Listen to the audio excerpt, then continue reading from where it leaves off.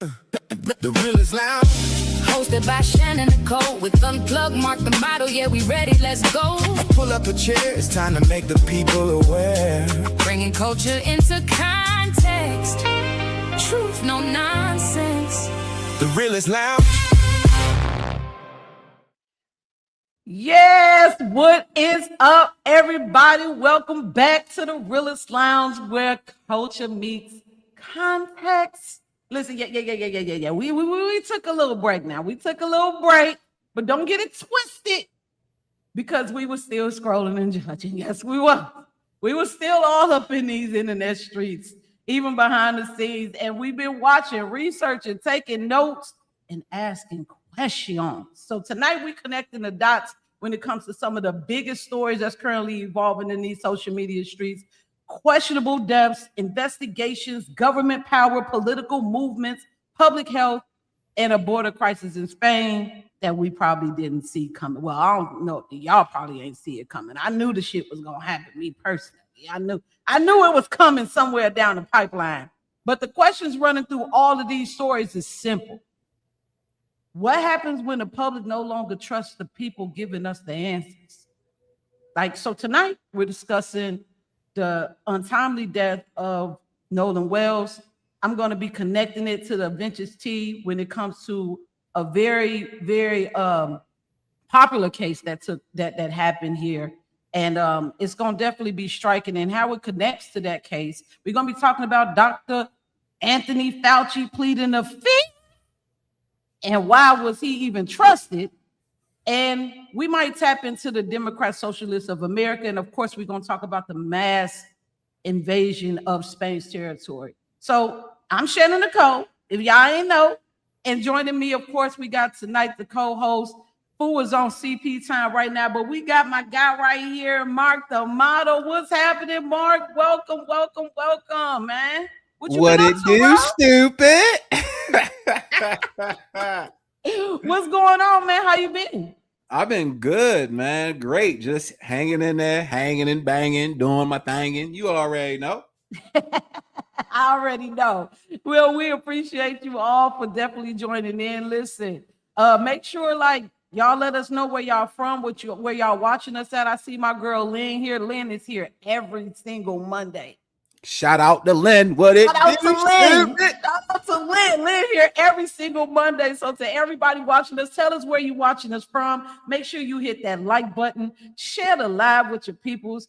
And we definitely want you all to stay active in the chat. We're going to be a lot better. I know in the past, we probably wasn't good at the chats was coming in so fast, but don't worry. This time, we're going to make sure that y'all get y'all shine, because we would not be here had it not been for you all. And we got a new feature also. If you are interested in being a part of this conversation and you want to give your little 2 cents, you're more than welcome to hit us up in the chat, and we will drop the link, and y'all can go ahead and rock with us all the way through. So we will be reading your comments and placing some of them on the screen throughout the show, because we all family here. We all realists, and we deserve to be able to say what we feel. You feel me? I want the smoke.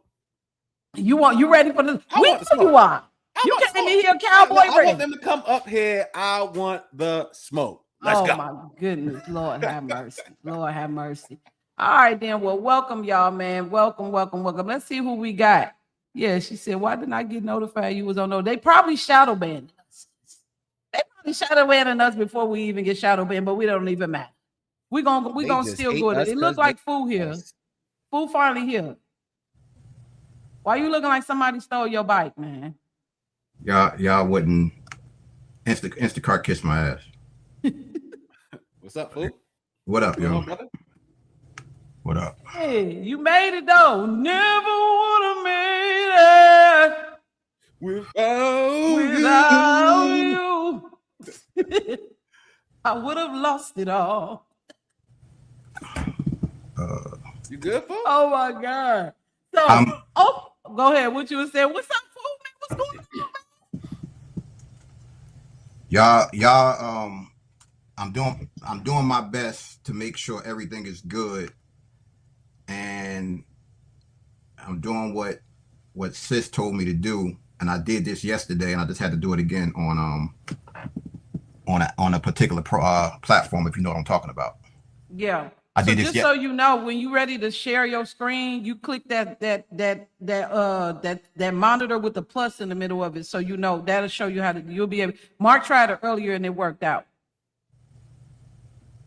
All right, y'all. So look, we're gonna go ahead and jump it off with you know, we gotta have a quick little poll, and I really want you all to tap in the comments. Which institution do you trust the least, and tell the whole truth, because that's what we do.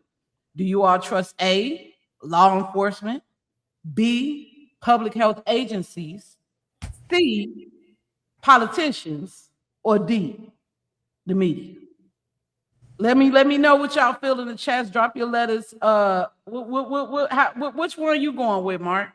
I'm going with B.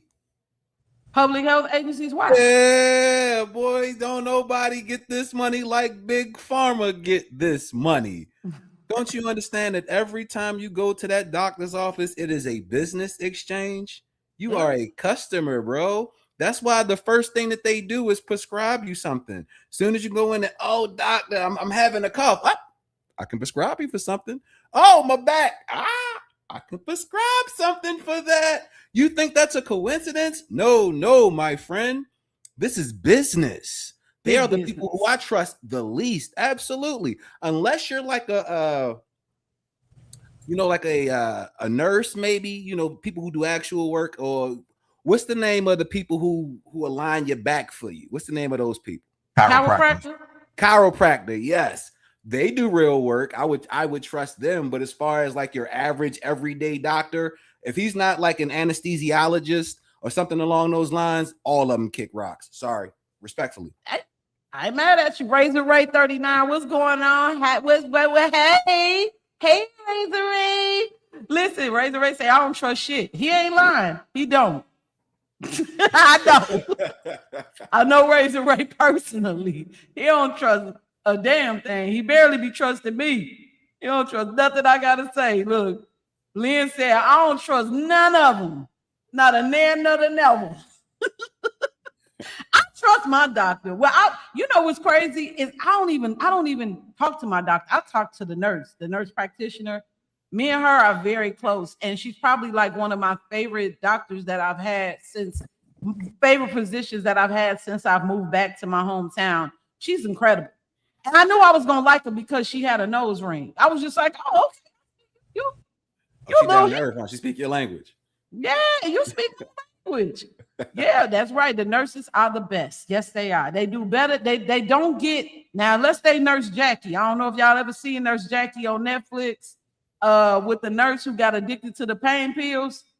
Had a whole man. Listen, real quick.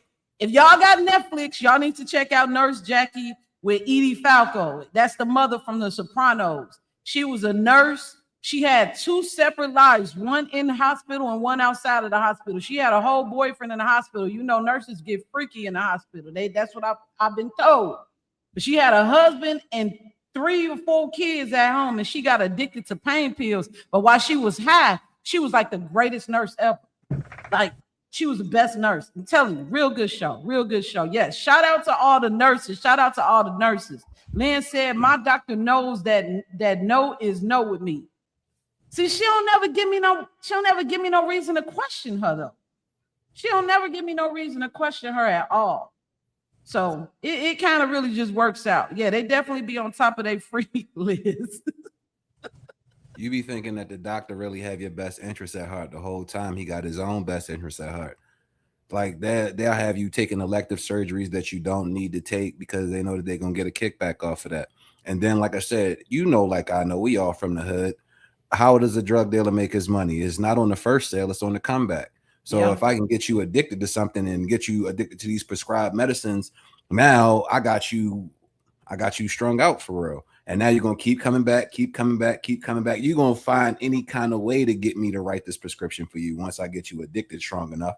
So that's why I'm like, all of those other, choices that you gave, they ain't trustworthy either. Yeah. But on the list of like who's the least trustworthy, it gotta be the people that's telling you what you can and cannot put in your body, i.e. Dr. Fauci. Facts. Big facts. How you feel, bro? Which one you going with? None of. Not neither. Nah, You don't trust the police? no. Really? Because you always have to talk about the human aspect of it, and they're flawed. I think it depends on where you are. If I'm in Douglasville, yeah, I'm good. In Los Angeles, no. Hell no. Oh no. I would never trust the cops in LA, because the one thing we have to understand is art imitates life. How many times have we seen TV shows or movies with corrupt cops? They're showing you that because it's actually real. I'm good. Marcus from Baltimore. What happened on The Wire actually happened. That was real. Where it was actually a location, the cops letting people get hot. No, I'm good. I'm straight. Yeah. Well, I want to say thank you to the cop that didn't check my VIN number when I was driving around in that stolen vehicle. This must have been very early. Yes. Just quick. Yeah, when I was in my like 20s, we stole a car. We stole 3 cars. And I drove around in that car for about 2 years and did not get caught. That was God. Man, it wasn't number God. I needed that car though. Where were you? Where were you? I was here in Indiana. That's probably why you got over, because the one thing I would tell y'all about here, I work at a bail bonding company. Yeah. The last charge you want to get in Atlanta is fraud. If you'd have been here, that'd have been a fraud charge, and it wouldn't have been good. Well, they can't do nothing now. I don't The Lord works in mysterious ways. Yes. Well, no, it definitely do, because they caught my ass. They didn't catch me. My car was parked. I used to work downtown, and I had my car parked in an area where they could actually tow your shit if it's like not, and they towed it. So I had to walk like 7 blocks in the heat to go get things out of my car. They was like, well, you can't get it if you don't got the. I was like, man, just go ahead and keep it, man. Then I ended up at JD Bowrider. That's a whole nother story for a whole nother day. I want to let y'all know. I want to let y'all know in the comments. I don't know how she must be on Facebook. That's my mother. Melinda? Yep. Hi, Melinda. What's up, moms? What's going on? Let's see. We got comment like, it's no such thing as a good cop. They protect each other when they are wrong. Well, they are. They're a fraternal order of cops. You know what I mean? Look, we've been watching Power again, and it's. I believe it's some good cops out there. I do. I definitely believe it. It's just kind of hard to gauge it. It depends on the situation and where you're at. But either way, enough of that, man. All right, y'all. It's time for Fresh Off the Press, where the stories are hot, the facts may still be developing, and we giving our first unfiltered reactions without pretending every question has already been answered. So let's roll the clip. This is Fresh Off the Press. What's making headlines Let's separate fact from fiction? Fresh Off the Press.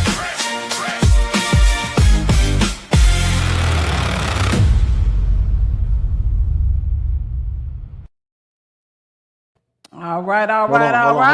Hold on, Shannon. We not doing this right now. We need to take 1 second and give a round of applause for that brand new drop that our wonderful host just came out with for us on this brand new show. Ladies and gentlemen, thank you, Shannon Nicole, because that drop is fire. So thank you for that. Thank you. Thank you for that. Word up. Thank you. I appreciate that. You know, look, like matter of fact, I just do it because I love it. I do it because I love it, and I really wanted to bring that energy before you all drop this heat that I know you about to drop on our heads. So listen, I've been keeping my eye on this Spain thing, and I think that you had something that you wanted to show us. Now, y'all been paying attention to what's been going on in Spain? Oh, I have definitely been paying attention, and we should clear this up right now too. So a lot of people are thinking that what's happening right now is going on in mainland Spain. That is not the case. No. This is happening in a Spanish enclave on the coast of northern Africa called Ceuta. So let's make sure that we're Sueta. clear with that as well, because a lot of people are confused and thinking that these people that swam across the Strait of Gibraltar and have attacked mainland Spain. And while that's loosely true, they didn't swim directly across the strait. It was more like next door, not across. So it was, I just wanted to clear that up. Yeah. For those who don't know, Ceuta is Spanish territory. It's located on the northern coast of Africa, and it shares a border with Morocco. Is that correct? Absolutely. Right. So what I gather from it is thousands of people recently crossed into Ceuta without authorization, and some entered on foot, while others reportedly attempted to swim around the border barriers. Now, it's a total of, I believe, is 50,000. Between 50 and 80. Between 50 and 80,000, but there's already been reported deaths, right? I believe so, yes. Yeah. I think it's 60. Yeah. I think it's 65 deaths in the city of Ceuta so far. Right now, maybe during summer school. Yeah, and they said a massive surge overwhelmed the city. They said many migrants eventually returned to Morocco, but others remained there, and people are also losing their lives. So some commenters are calling it an invasion. Some are saying it's a migrant crisis or border security crisis. Sounds familiar to me. Well, the Prime Minister of Spain came out with legislation that was kind of, I guess, pro-immigration, so to speak. Mm-hmm. And the very next day, that's when this alleged invasion happened. Now, if you look at it from the Democratic, I guess, perspective, they're trying to make it seem like this is political pressure that Morocco is trying to put on the country of Spain. And if you look at it from a realistic perspective, this is a takeover. When you look at 80 to, some saying 50, but it was really closer to 80,000 military-aged men from Morocco, which is a very heavy Islamic country, attacking, because that's a coordinated attack. That's no way that you can like spin it any other way. 80,000 men all penetrating the border at one time. That's coordinated. That's an attack, right? So now you got 80,000 people that have just bum rushed this country, because that's exactly what it was, a bum rushing. Spain is predominantly a Christian nation. Like I said, when you play the video that we have queued up for us to see today, you'll see exactly these people have. And when I say these people, I'm talking about the military-aged men from Morocco. These people have an agenda that is far more nefarious than just getting, I guess, free citizenship or anything along those lines. This is something else. This is a takeover, not assimilation. No? Let's see your clip. I'm curious to know what you got. Yeah, I mean, me personally, I have my reserved thoughts on Spain. We'll go over those later. All right, let's see what's going on. Oh, that's my guy. That's NTR. I used to watch him all the time. Yeah. Oh, y'all can see my screen? Good. Yeah, good. We can see it. So I'm gonna show y'all this video. Okay. Yeah, you just click on play. Just click play, bro. Yeah, I got you. I'm about to show y'all this video. Yeah, I just personally feel like the situation that's happened in Spain, like I don't know everything. It's always gonna be some background stuff that has to, to do with it. But apparently, they're trying to speculate that social media had a lot to do with it, and that Morocco pretty much told these people that it was okay for them to go over there. So, like I said, it's been a lot. It's been so much that's been tied into this conversation. But me personally, look, like I said before in my video, just give me the Hermana Burico. I don't really care what I don't really care. But while you looking at that, let me check the comments. And shout out to everybody on Instagram that's looking at us, that's paying attention to us. Drop those comments. They don't want us to talk about this. It's live, huh? What's going on? I got the video up, y'all. Okay, we ready. Now, Paris, Londres, Almania, Bruxelles, Denmark. Yamin Yamal, I love you. And how old are you guys? 28. He's 28. 21. ¿Por qué mujeres no vinieron aquí? All these men right here, not a single woman in sight. He said something about woman in Islam. What does Islam think about women? He was saying that Islam says that women must be kept at home.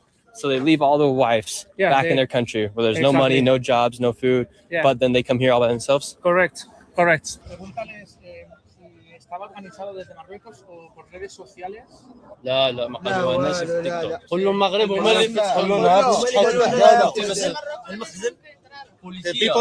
The police in Morocco, they told them to come. So here you have a group of them that all came through from Morocco. Where are you guys going now? Paris, Londres.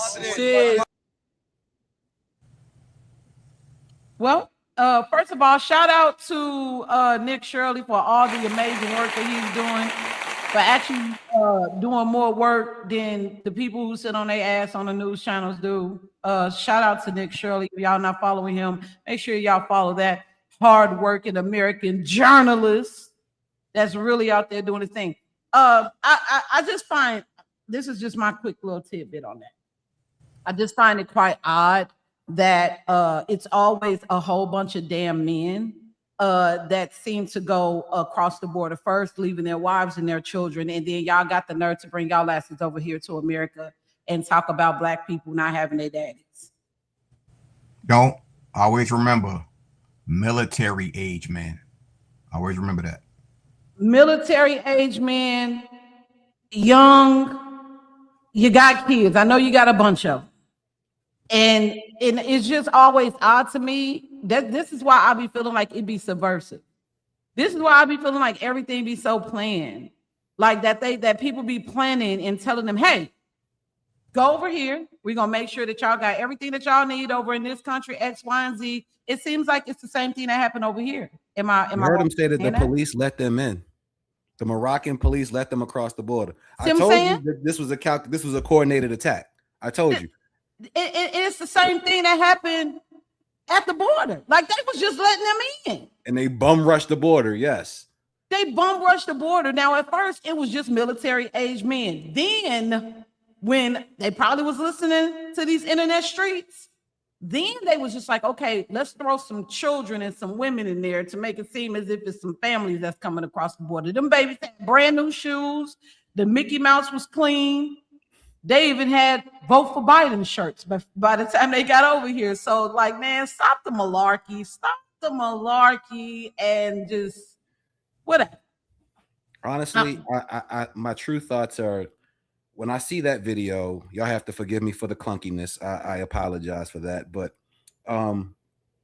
ultimately, this is just the evidence that I was speaking about the takeover that's happening. And it's happening all over the world. But right now, Europe is ground zero for this.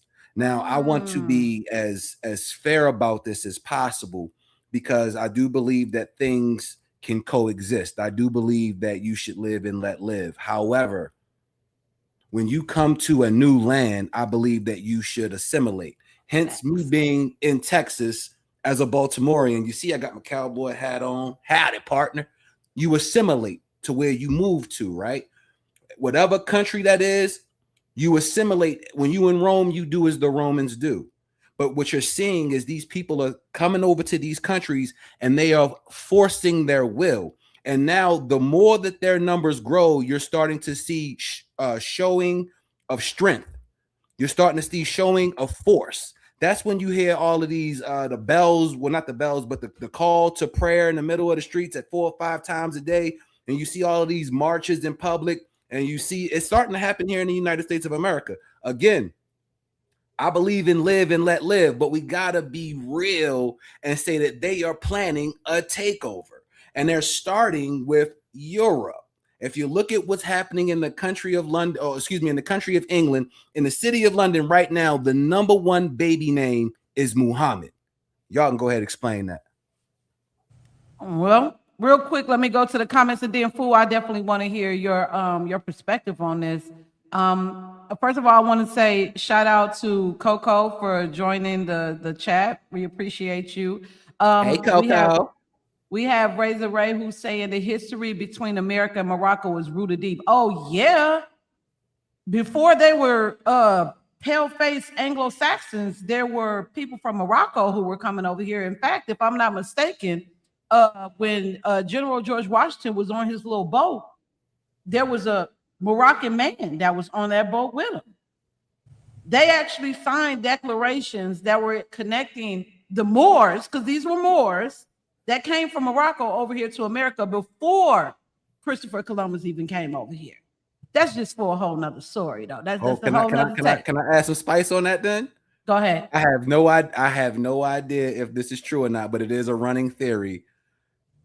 George Washington was a black man? He was a redhead. He was definitely a redhead. Huh? I'm just saying, was he one of us? Like, I mean, I've read some historical documents, and what I'm reading would lead me to believe that George Washington was really one of us. Well, I don't know if he was one of us, but he definitely, you know, they have this ongoing saying that's going on right now. And I don't know if y'all remember, this happened on a couple of videos when they was talking about that redheads, if you a ginger, and if you are a ginger and ginger and that's offensive to you, I apologize. But if you are a redhead and you're a ginger, that you possibly have a deep black lineage in you. And majority of the spicy white. Huh? I said we call them spicy white. But if you are a redhead from back in the day, I don't know if y'all noticed George Washington, who else? Andrew Jackson. They all had red hair, but they used to dust it with white powder. So people would not know, because to have red hair back in the day was damn near as bad as being called a nigger. And this is factual statements. Yeah, it's real in the field. Go ahead, fool. No, I mean, with something like this, we already know the play, and we're the epicenter as far as the United States. What they want to do, they always want to do their best to infiltrate other countries, and Europe is where that's really the melting pot. But they're the melting pot where anything goes.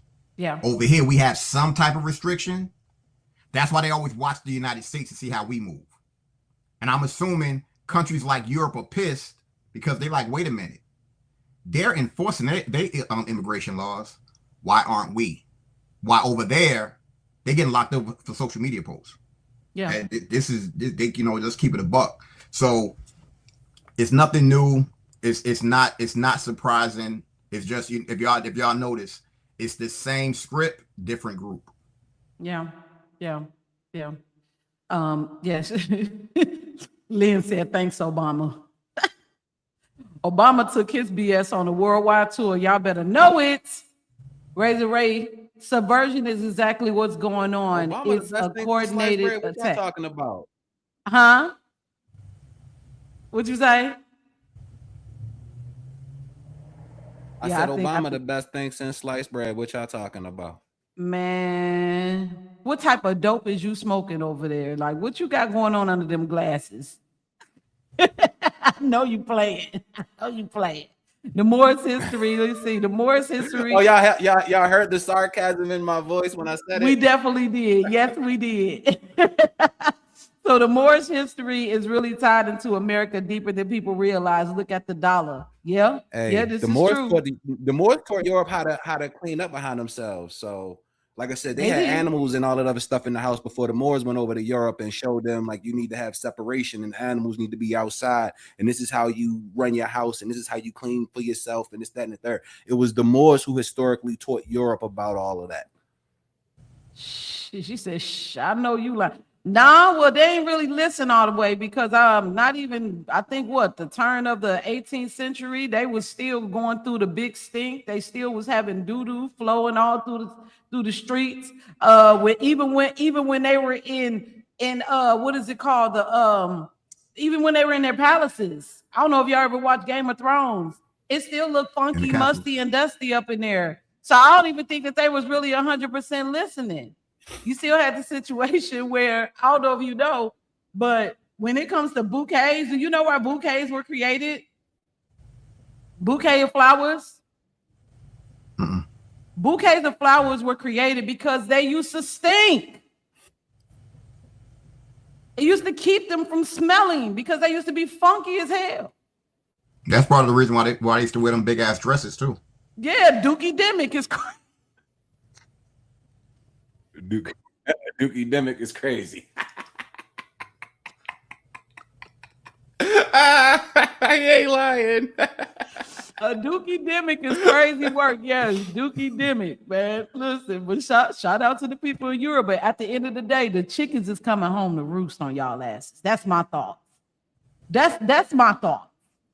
I don't care. I'm sorry if I'm gonna be brash. I'm gonna try to. I told you I'm trying to stop saying the F-bomb, but I don't give a damn what happens to Spain. I hope that y'all get the biggest hammer put on y'all asses ever to be created, because the same thing that's happening to y'all is what y'all did to so many other countries on a worldwide scale, including America. Y'all did the same thing here in America. You did the same thing in what is now called Mexico. You did the same thing in the Caribbeans. You did the same thing everywhere else. So guess what?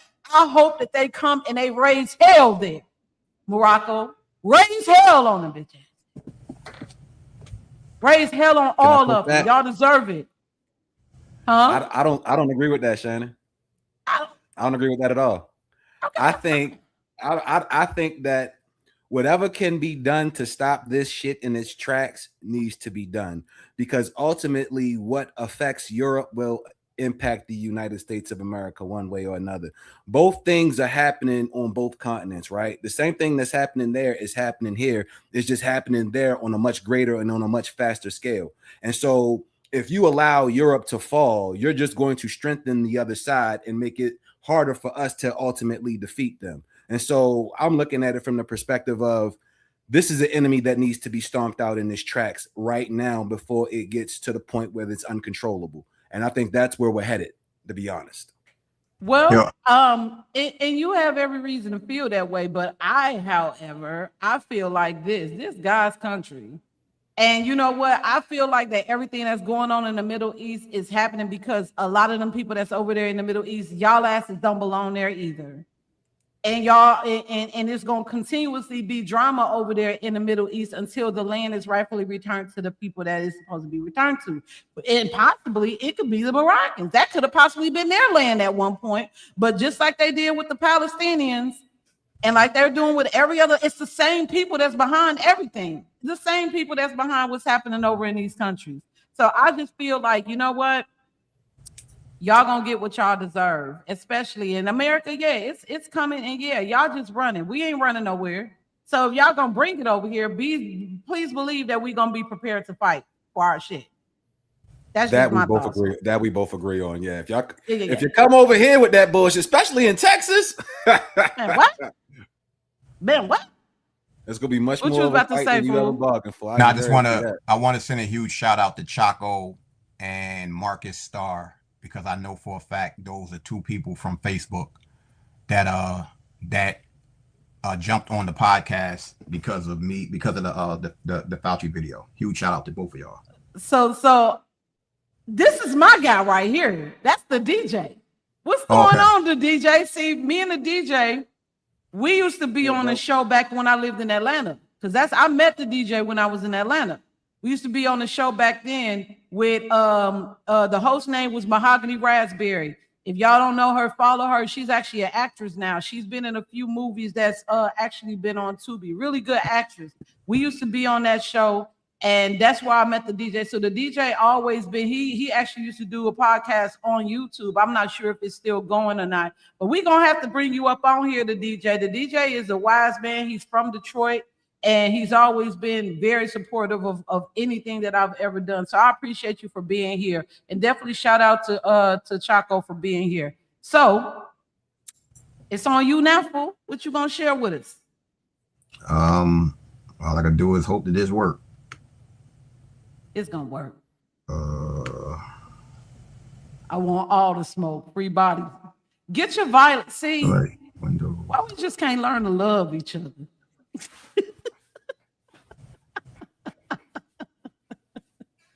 And this is definitely the modern day Babylon. Look, I'm telling you, man, America gonna get theirs too. They are. They are. And it's sad that these situations happen because it falls on the citizens. the generation who ain't had nothing to do with historical events. They just living through it. But yeah, y'all got some karma coming y'all way, unfortunately. And America got some karma coming their way too. But you know, we eventually may pay for the sins of the father. Hate to tell you, it's not working. What is it? Share screen. I'm hitting it. I'm hitting put entire screen. I hit allow, and then it says the browser can't access your screen. Try capturing a different screen to see if it discontinues. So do you have, is it on TikTok? Yes. Send it to TikTok and I'll pull it up on my end. Yeah, just send it to me as a video. Yeah, we having a few just a thing. We still trying to maneuver through this, but at the end of the day, yeah, good job on that story. I knew you was gonna bring the heat when it comes to it. It's been too much since I came back. Like I feel like that, like I'm being pulled in so many different directions when it comes to it's so much stuff that's happening right now. I've seen a video where women are talking about that they want to get them a man made of trees, and because they Listen, it's rough out here for the ladies, man. I'm gonna be honest. yeah. Us men, when it's not a lot of men that are even being born anymore, right? The birth rates are low, period, but especially for men. And then when you look at the crop of men that we have today, a lot of us are not cut from the same cloth.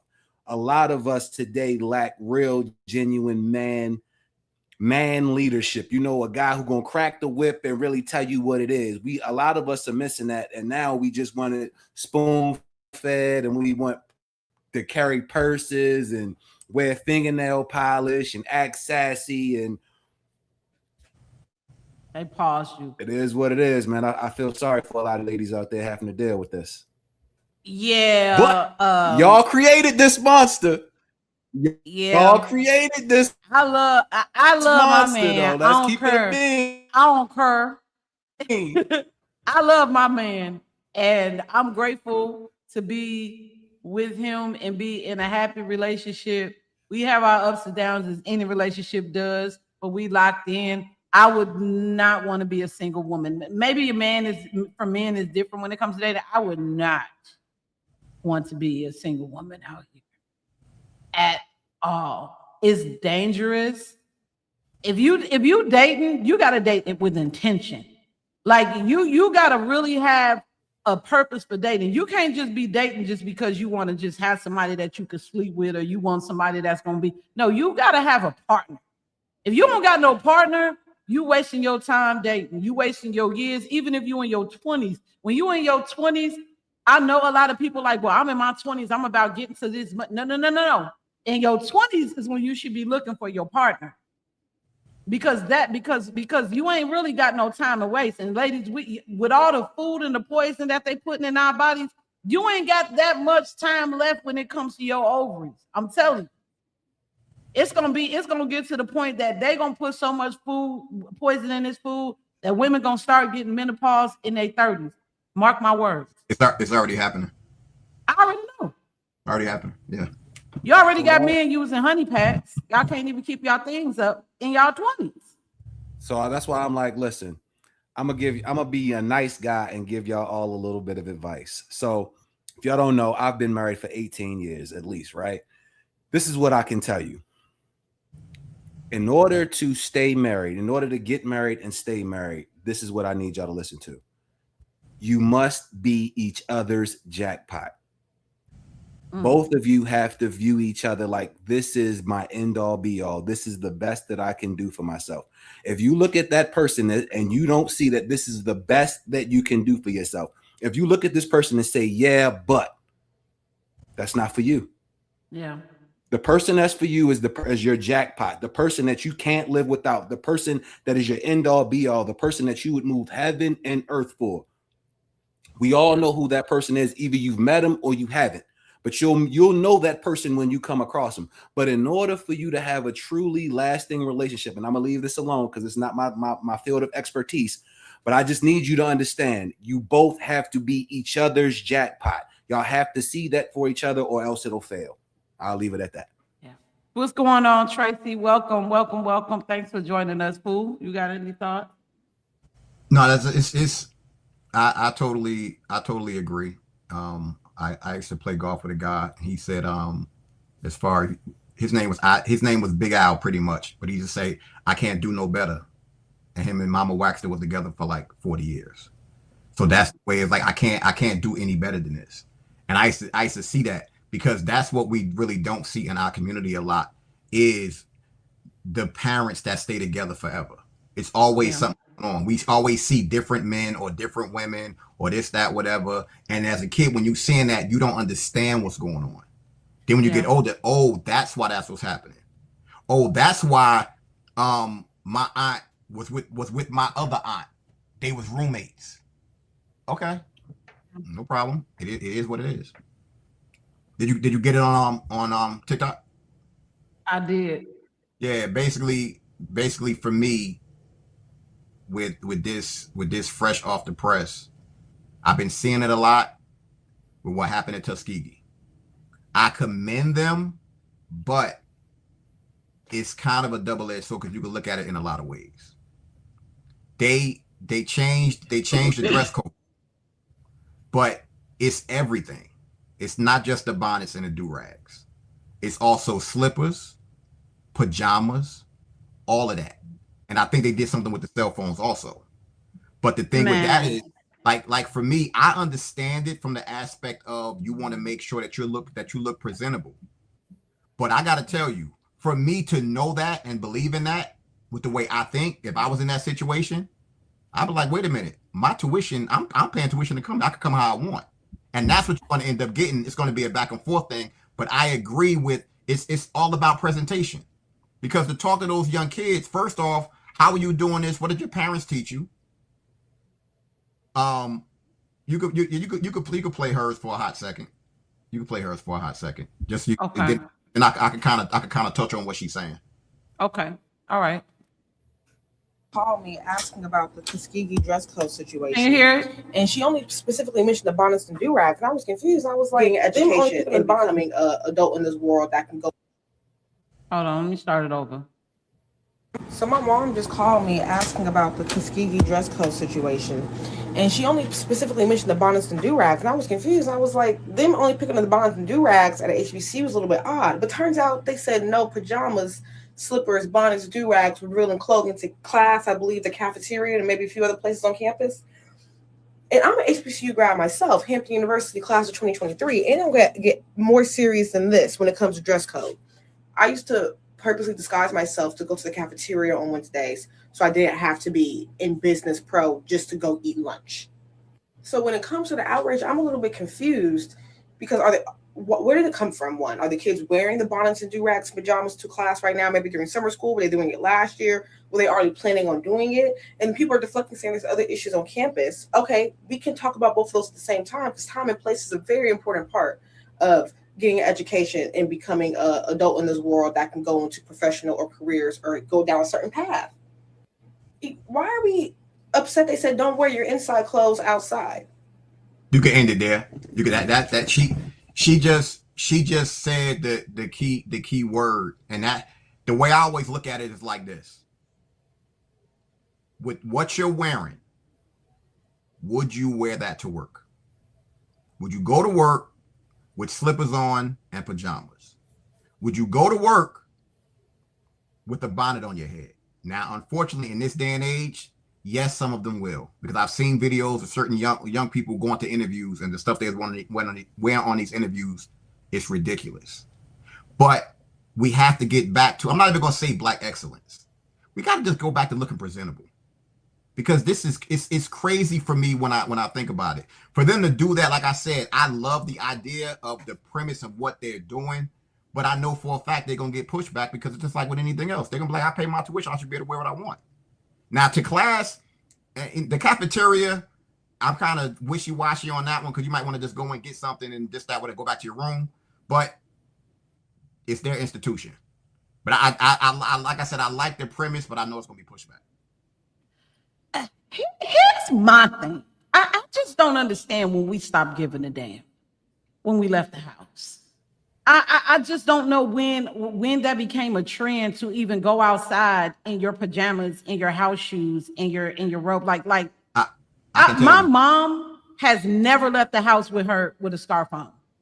Never, never went out the house with her pajamas on, even when it comes to dropping me off at school when I was a kid. So I just don't know who made that trend cool, but y'all need to roll that back because it's not okay. What was you about to say, Fool?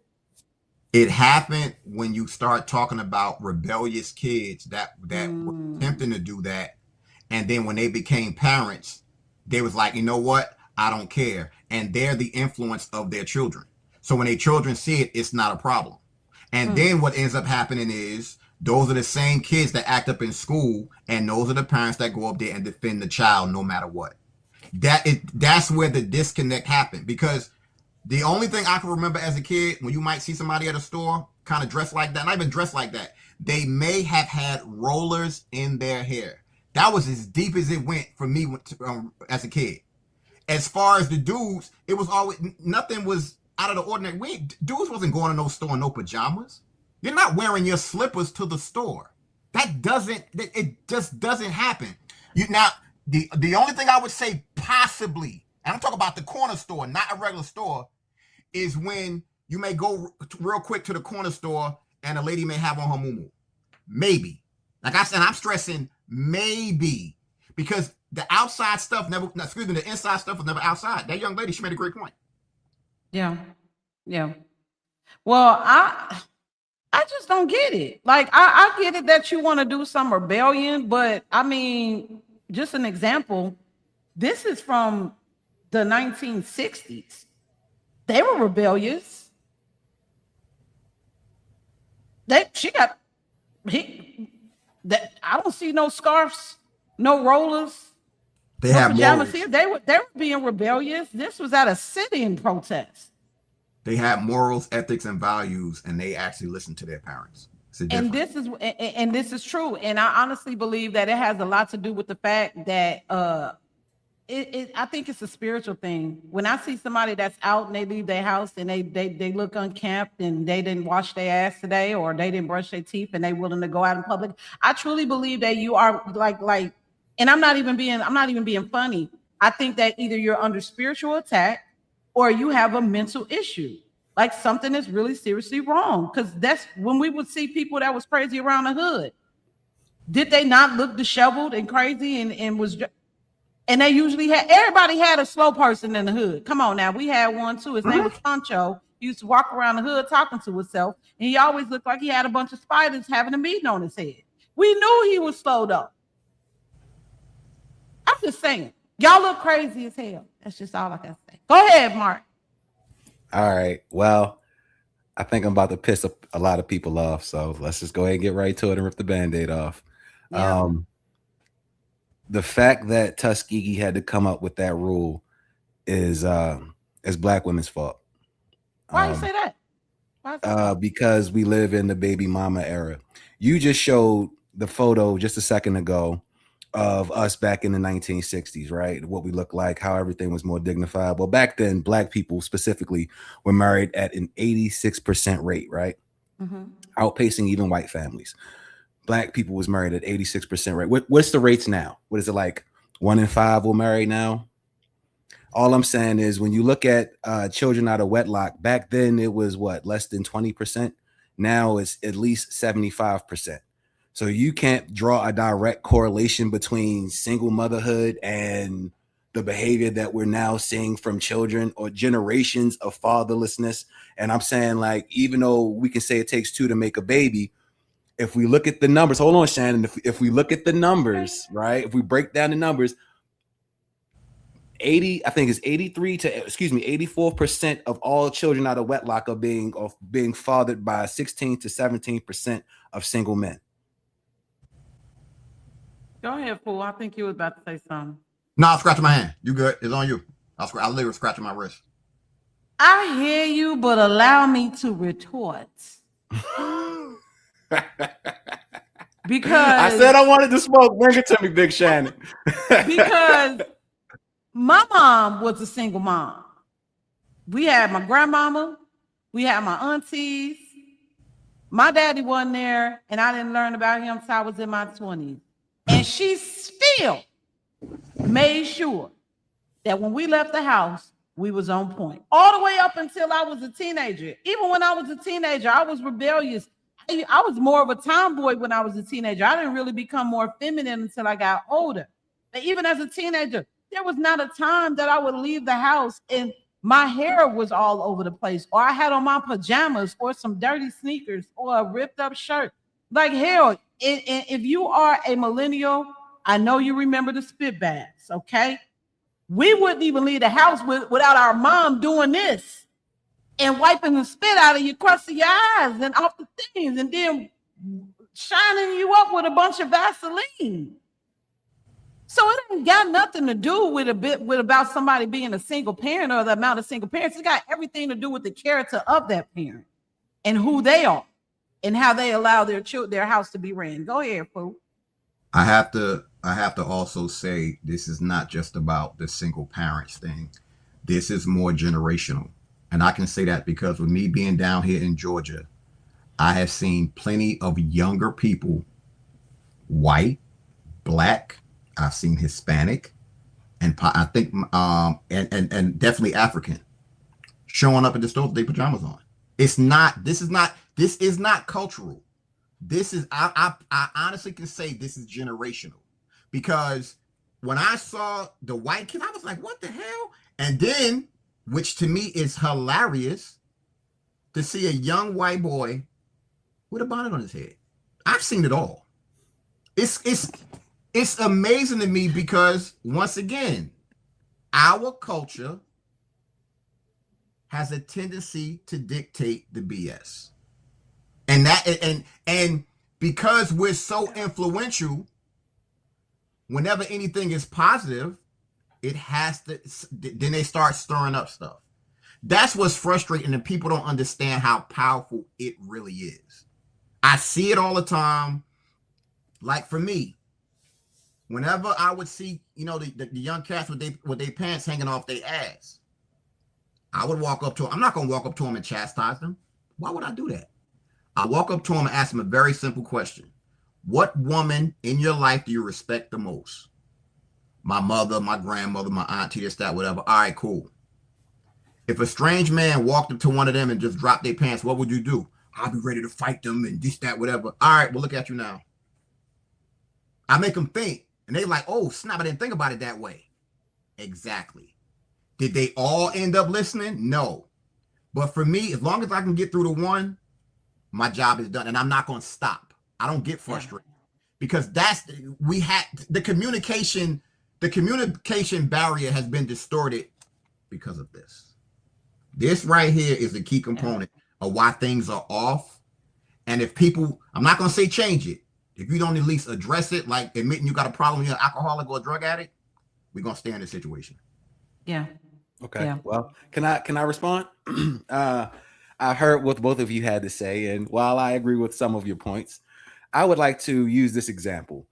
So I'm certain we've all played the game in school where the teacher passes one message in one student's ear, and then the goal is to pass the message by whispering in each other's ear all throughout the entire class, all the way back to the teacher so we can see if the message is the same. Now, every time we played this game, by the time the teacher gets the message back, it's completely different than the original message. That's how I look at what has happened to Black America. We started off one way with one messaging, and then slowly but surely, as the messaging has gotten passed down through generations, it has shifted into something else, and to what we see today. To talk to Foo's point, when he spoke about our culture being the most influential, I absolutely agree. That's why you see all these other cultures starting to digress, because Black America has effectively made it cool. We made it cool to not show up for your children. We made it cool to be baby mamas and baby daddies. We made it cool to go to college campuses in do-rags and in pajama pants and all this other stuff. I think that it's us who made it cool, which led other people to think that it's cool, because our culture is the number one culture when it comes to being influential. I got to interrupt you with that. And actually, that's not true. The reason why that's not true is because it's just like with anything else with the extreme left and the extreme right. The examples you just brought up are the ones that's publicized. Because for as many ones that's out there doing the BS, there are a higher percentage of the ones doing it the right way, and they do not present that. What you're saying is right to a certain extent, but it's always about exposure. It's always going to be the negative and the drama that they're going to show consistently, because just like with everything else, when it comes to doing things the right way, that is boring. They are not going to go with the right way now because they have to keep conflict and they have to keep drama and they definitely have to keep things toxic, because when they do that, it stirs up the conversations and the arguments, which is that right there, because the numbers aren't high with the marriage rates in the black community. That right there, we can understand that, but the numbers are high. They are still high, but they don't talk about that. They got to talk about the other side, and it's always in our community. They don't talk about the baby mamas in the other cultures, by no means. And those numbers are high, very high. Well, let me go to the comments real quick, guys, because I see they are popping. I don't leave the store without my clothes being pressed. He irons the hell out of everything. I don't. My mom, she be getting on my nerves talking about. You better start ironing. Stop wearing wrinkled shit when you leave the house, man. I figure I can fill it out. It'll fill out. Well, like, give me about an hour. It won't be ready. Lynn said my children never wore their PJs out. Man, no, man. My mom. First of all, my mama used to pay for my pajamas. She didn't want me to wear them outside. I wasn't wearing my My Little Pony pajamas outside.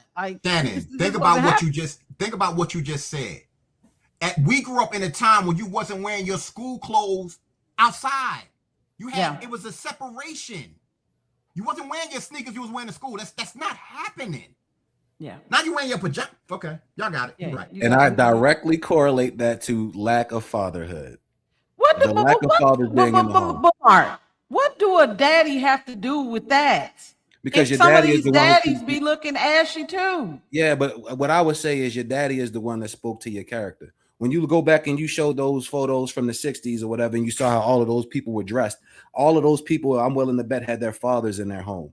See, when dad is there, right, and he's doing his job the way he's supposed to, there's a standard that's issued in that household where you have to conduct yourself a certain way. You must dress a certain way. I know that in both of my grandfather's households, my aunts were not allowed to go outside in pajamas, were not allowed to go outside in rollers, headscarves, or anything along those lines. My uncles were not allowed to go outside in do-rags. My uncles were not allowed to go outside with picks in their hair or anything that represented anything that even could have been remotely perceived as negative. Now, you can feel how you want to feel about the direction, but the point I'm trying to make is that there was a standard set and that you had to be held accountable. And if you didn't adhere to the standard, there would be consequences. And what I'm saying is today, right now, the lack of consequences is the reason why we're seeing so much rampant rebellion. Back to my point. Wait a minute.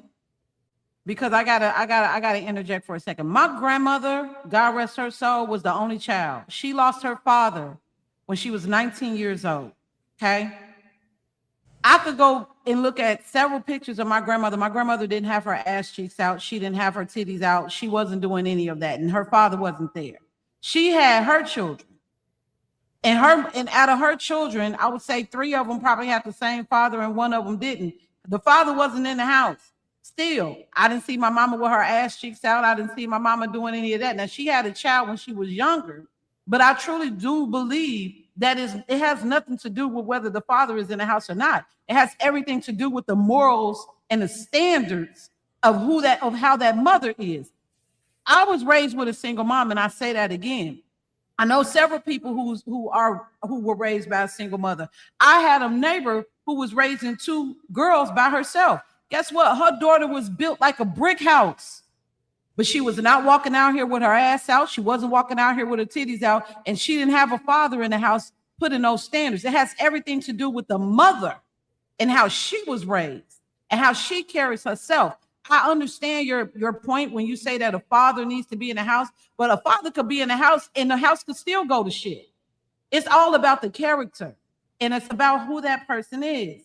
So that's just my point, but I hear what you're saying. Go ahead, Fu, and then we got to move on. I'm gonna say this real quick. There's two things to play on what you said. It's two things that have been missing where the disconnect started. Number one, lack of respect. Yeah. Lack of respect. Once that was lost, you started to see a fracture in the community, period. Yeah. The other thing was when parents started to be their children's friend. Facts. When you add those two things in, that's when you started to see certain black kids talking to their parents, you be like, wait a minute, what? Because they started to see that as acceptable. And because the parents didn't want to treat them like they were being treated when they were kids, that was the problem. Because we all either lived through it or no cats in our generation. They never got their ass whooped. But they were so fearful of their parents, they never disrespected them like that. Those days have been gone. Yeah. I'm talking about it's been a long time. So when we start talking about rebuilding, it's a lot we got to rebuild. And I would say overall, it's not just in our community, overall, because respect is gone. That shit is done. So let's go to the comments real quick. So the gracious virtue, welcome. She said, I understand, but those are young adults who choose to show up lazy. Once you're out of the house, how you show up is up to you. I'm just saying, you right about that. You right about that. Today's women don't have those others though. Like I said, I truly believe that like it has everything to do with the character and how they were raised. Yes, it'd be great if both parents was in the house, but I'm sorry to tell you this. Your child could wear something in the house and then take their asses right to work. I mean, not work, but take their ass right to school and pull that midriff on out. I know, because I used to do it. So just because the father's in the house is like, you're not wearing that, and then guess what? You're gonna be looking just like Vanessa when they went to the club and she put yeah. It's just because it's just really about the character. But what happened in that episode though? Oh Cliff was on her ass. Cliff was actually really.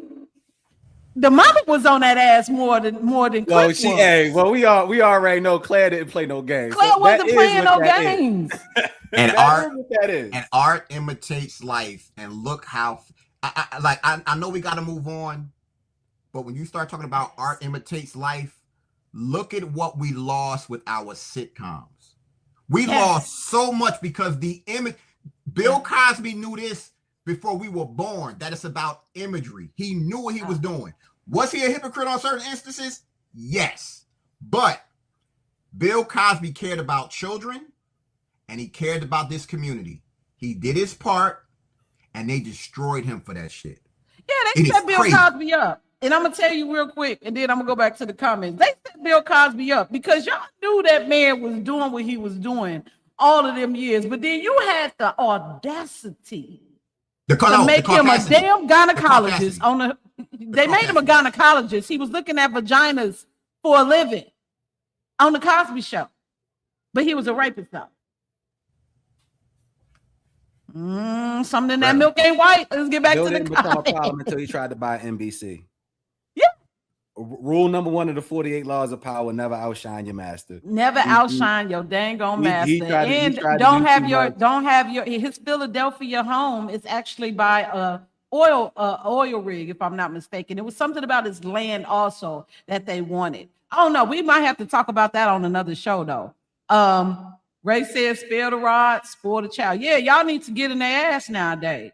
Y'all doing this gentle parenting and it ain't helping. See, y'all need to get back to who more likely who more likely to put belt to ass, mama or daddy? Both. Not well. Depending on the parent. Like I said, I wasn't raised with my father, but I wasn't raised with my dad, but I had my stepfather, and I'm not even gonna hold you. I don't know if he's watching. I love you. He tried to whoop me one time, and it was first of all, you got to whoop ass with a beat. See, our mamas whooped ass with a beat. Don't you ever do that. Put your hand down. No, he was just like, you know what? You're not supposed to be doing that, man. I'm gonna just go ahead and do it because the mama told me. It was just like, man, it was underwhelming. I'm supposed to remember this ass whooping because I deserved it.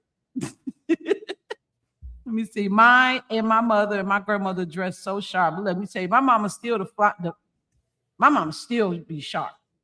Always. I'm talking about sharp all the time. Her husband be sharp. So that's what it's supposed to be. Me and my man, we the same way. We don't leave this house unless we align. And even with being in a relationship, I realized that, like, yes, it's certain things that I know that my man is not gonna go for me wearing out the house. I'm not gonna leave the house with my ass cheeks out. I'm not gonna have my titties sitting up to here. I'm not gonna wear. No, I don't do that. Plus, I'm a woman of a particular age. I have to carry myself in a particular way. Now, granted, I'm not saying that just because you have to. What you say? Thank you for setting the example. We certainly appreciate that. Absolutely. That's just look. I wanted to dress like the Spiegel people. When I was a kid, I knew I wanted to dress like the people on the cover of Spiegel. So let's see. We got they didn't show their breast or behind out of or having on pajamas in the streets. No, they did not. It's all over down in the South, man. In the South, you're gonna see booty cheeks galore. Some of them real, some of them fake. I know for sure. I lived in Atlanta for 8 years. It was heavy. I don't know if y'all know this. If y'all do got big butts out there, y'all got big booties. I don't think y'all understand how absolutely sexy y'all look when it's covered. That women don't understand, and I'm gonna say this for any woman that's watching this. First off, a real man loves a natural woman. Mm-hmm. Number two, when you leave out the house with that hat on, that t-shirt, and them damn sweatpants, yeah, you are so sexy.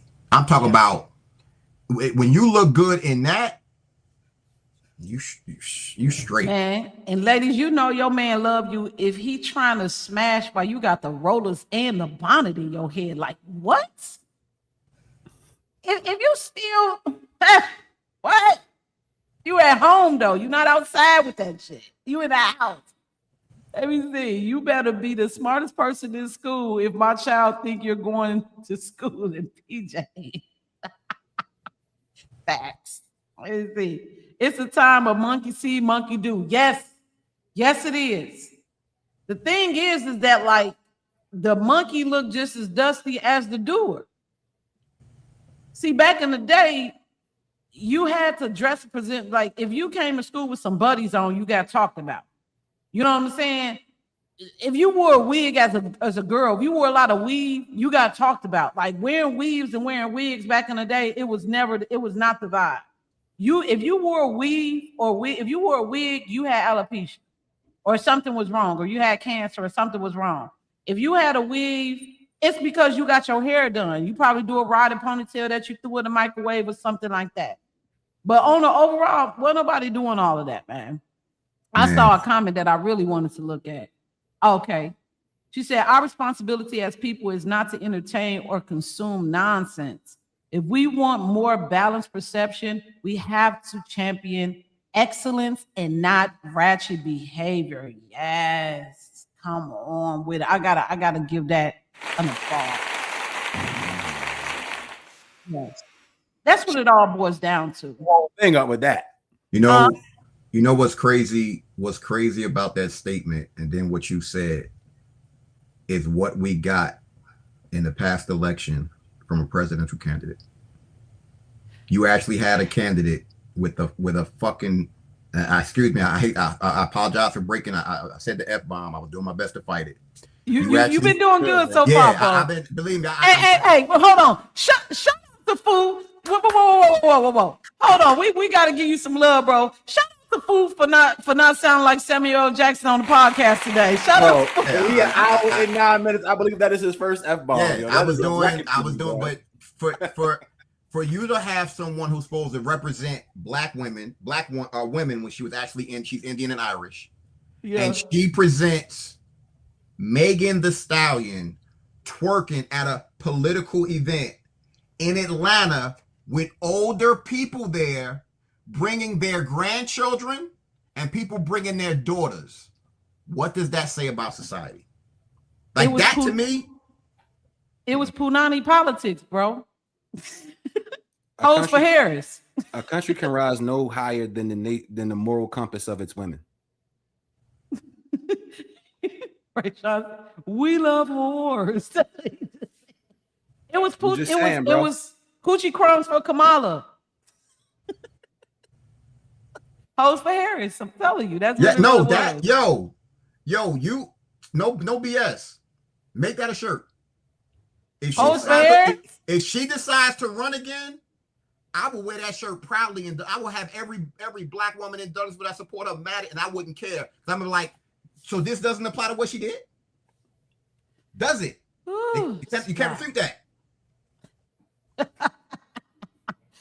All right, y'all. That's wrapping up the Fresh Off the Press. Oh, this is a good one, y'all. This was probably the best one we had. I like how we read this. Like, well, Fresh Off the Press went well. Now we about to go ahead and get into some vintage tea. Now, vintage tea is usually when I dig in the crates of history, and I always try to bring it to the table, bring it to you beautiful viewers, and bring it to my co-host. So that way we could kind of compare it to something that's currently going on right now. And we're going to go ahead and dive into the Nolan Wells situation, which is definitely making headlines right now. Rest in peace to that man, and definitely my condolences to the family. But you know we got to talk about it. It's heavy out here. It's a lot of media speculations. The internet is divided once again. And I kind of had a glimpse of something that happened in the past that made me really want to pull this vintage tea out, because there's a picture, and I'm going to show it to y'all, because every time I see this picture, it reminds me of that time, and I'm haunted by what happened. And a lot of people are. I'm not even gonna hold y'all. This was one of my first videos that went viral just by posting this picture. I think I know what picture it is. Because that's how frazzled people got and how upset and pissed people still are about this case. So let's just go ahead, and we're gonna go ahead and get up into this vintage tea, and I'll be right back with my commentary. Every story has a beginning. Let's go back. The history they forgot. Or never told. Vintage tea.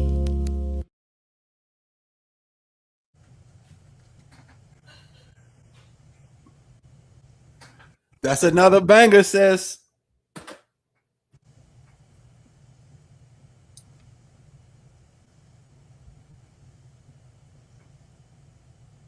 Let me show you all this picture, and then you all will get a gist of what I'm talking about.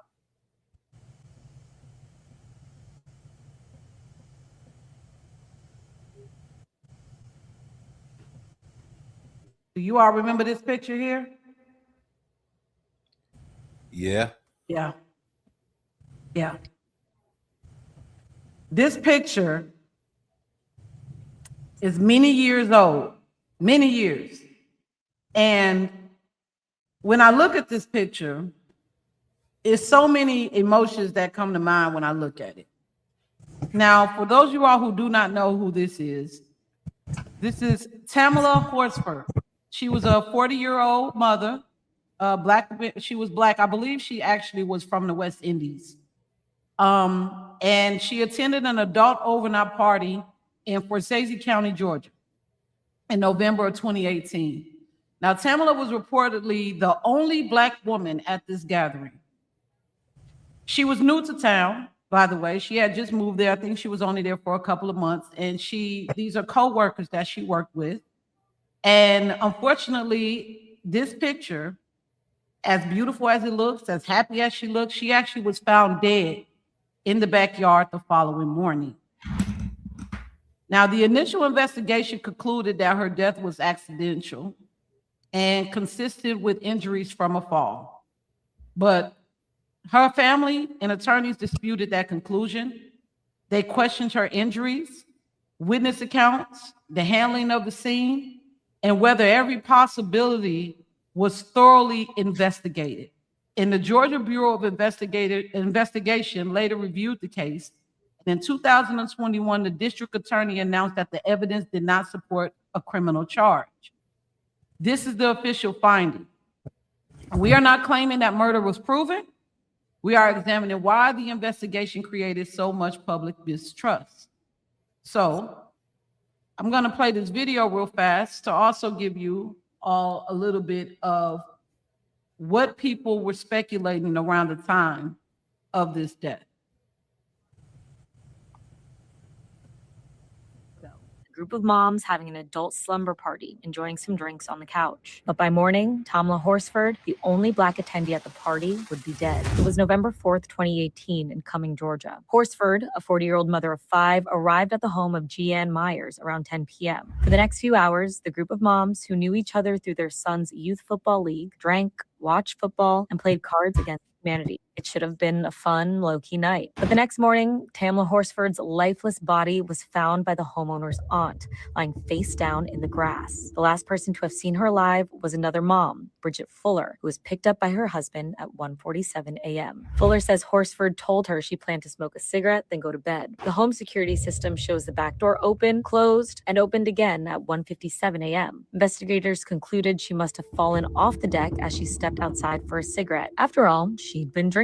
But the Horsford family doesn't believe it. She had abrasions on her face, arms, and legs. She'd suffered a dislocated wrist, broken neck, and lacerations to her heart's right ventricle. Fingerprints from the scene were never collected, and the batteries in the security cameras were dead. But the case was closed, and Horsford's death was ruled accidental. It was opened in 2020 during the height of the Black Lives Matter movement, but by the next year, it was closed again, and no criminal charges were filed. To this day, Tamla Horsford's death remains a mystery. This may look like a normal photo. So, this is for a question for the panel. Bro, you live out there in Georgia. First, I want to make a quick little comment about this. I have no idea why this lady and her family moved to Forsyth County to this day. If you don't, you know. Very, very racist area this place was. A lot of bad history. So I'm not sure if she moved there. I believe Forsyth County is kind of half liberal. Is it? It's 100% red. Well, I looked on. You talk about Forsyth. Forsyth. I call it Forsyth. Yeah. Forsyth. Nah, it's not a place. It's not a place. It's not a place that you go. Now, but this is the thing that you always have to understand. All three of us on this panel and certain people, before we move somewhere, we would check. A lot of people move to the South, and all they're looking at is home prices. They're not looking at demographics. They're looking at home price. Will they go check to see if it's the hood? Of course. But if they don't see hood and they see inexpensive / cheap, that's where they're going to move to. That's just a given. It's an unfortunate incident, especially something like this. But that's what a lot of people do, especially down here. Yeah. So what created the most mistrust? You think the accidental death conclusion, the handling of the investigation, or the lack of explanation that answered the family's concern? The lack of explanation that answered the family's concern. Yeah. They don't have any closure, so they still feel like there's missing pieces to the puzzle. So of course they're gonna feel like there's no trust to be had there for the authorities. And then once they speak publicly, because we are of a sheep mentality, because we have a hive mindset, it's very easily to get people to rally around that exact same notion. But what do you mean we? What do you mean we? I mean we as in black people. Why? Do you got to beef with black people today? Because no, I don't.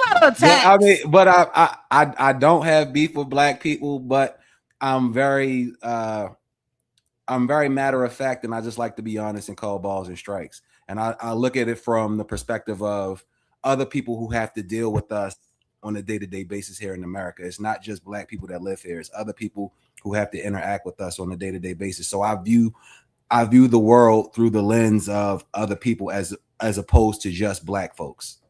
But how can you if you're not other people? If you black, how could you view the world? Because, and I'm saying this because I live around white and black people.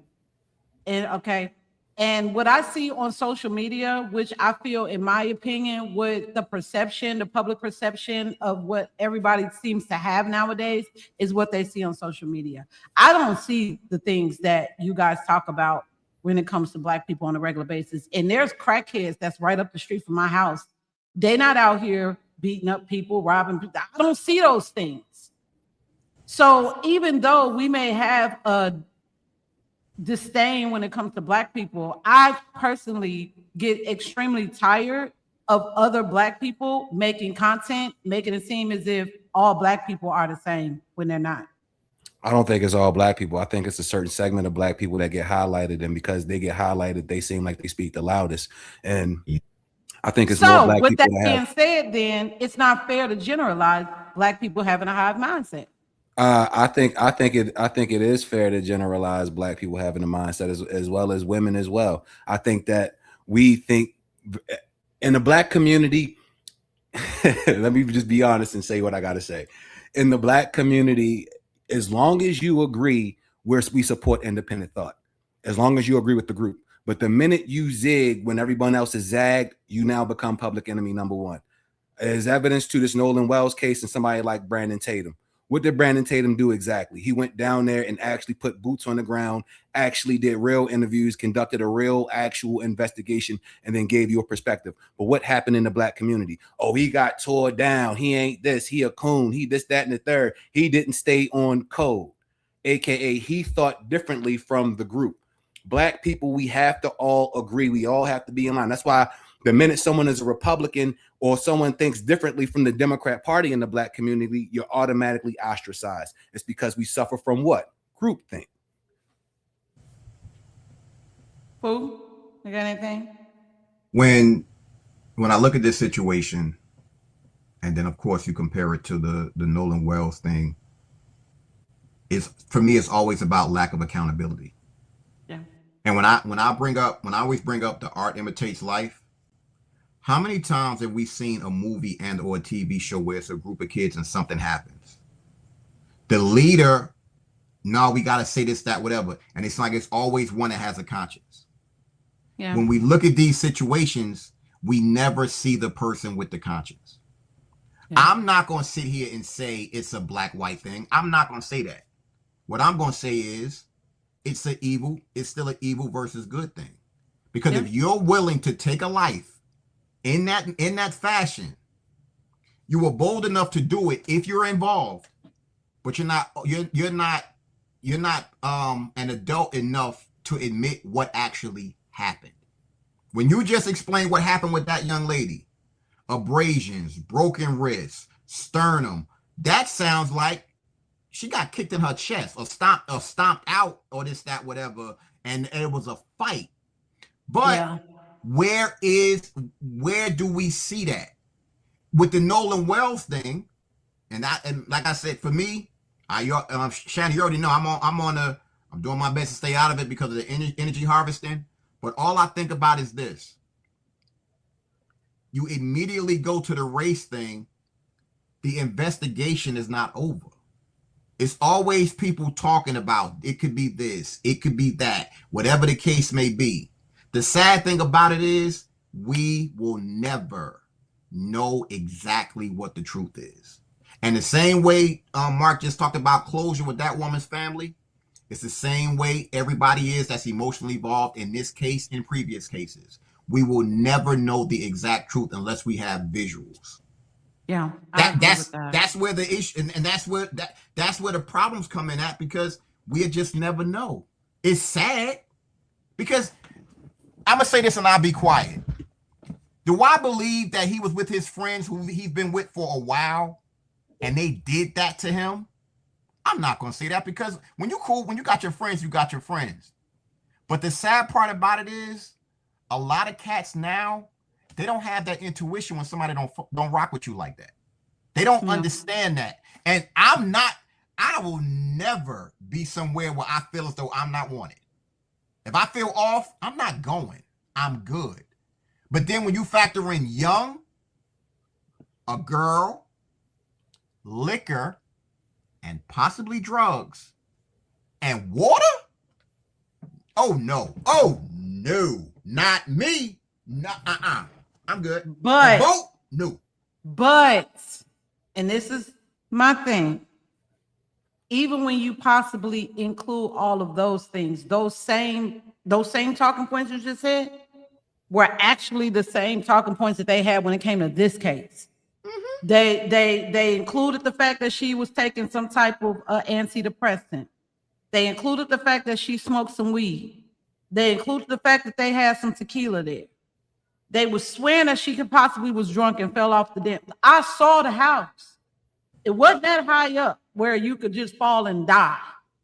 You could probably fall and hurt yourself, but you can't just fall and just kill yourself. And the way that she was laying, I saw the autopsy report. I saw the autopsy pictures. The way that she was laying, it did not look like she died, like she fell that way.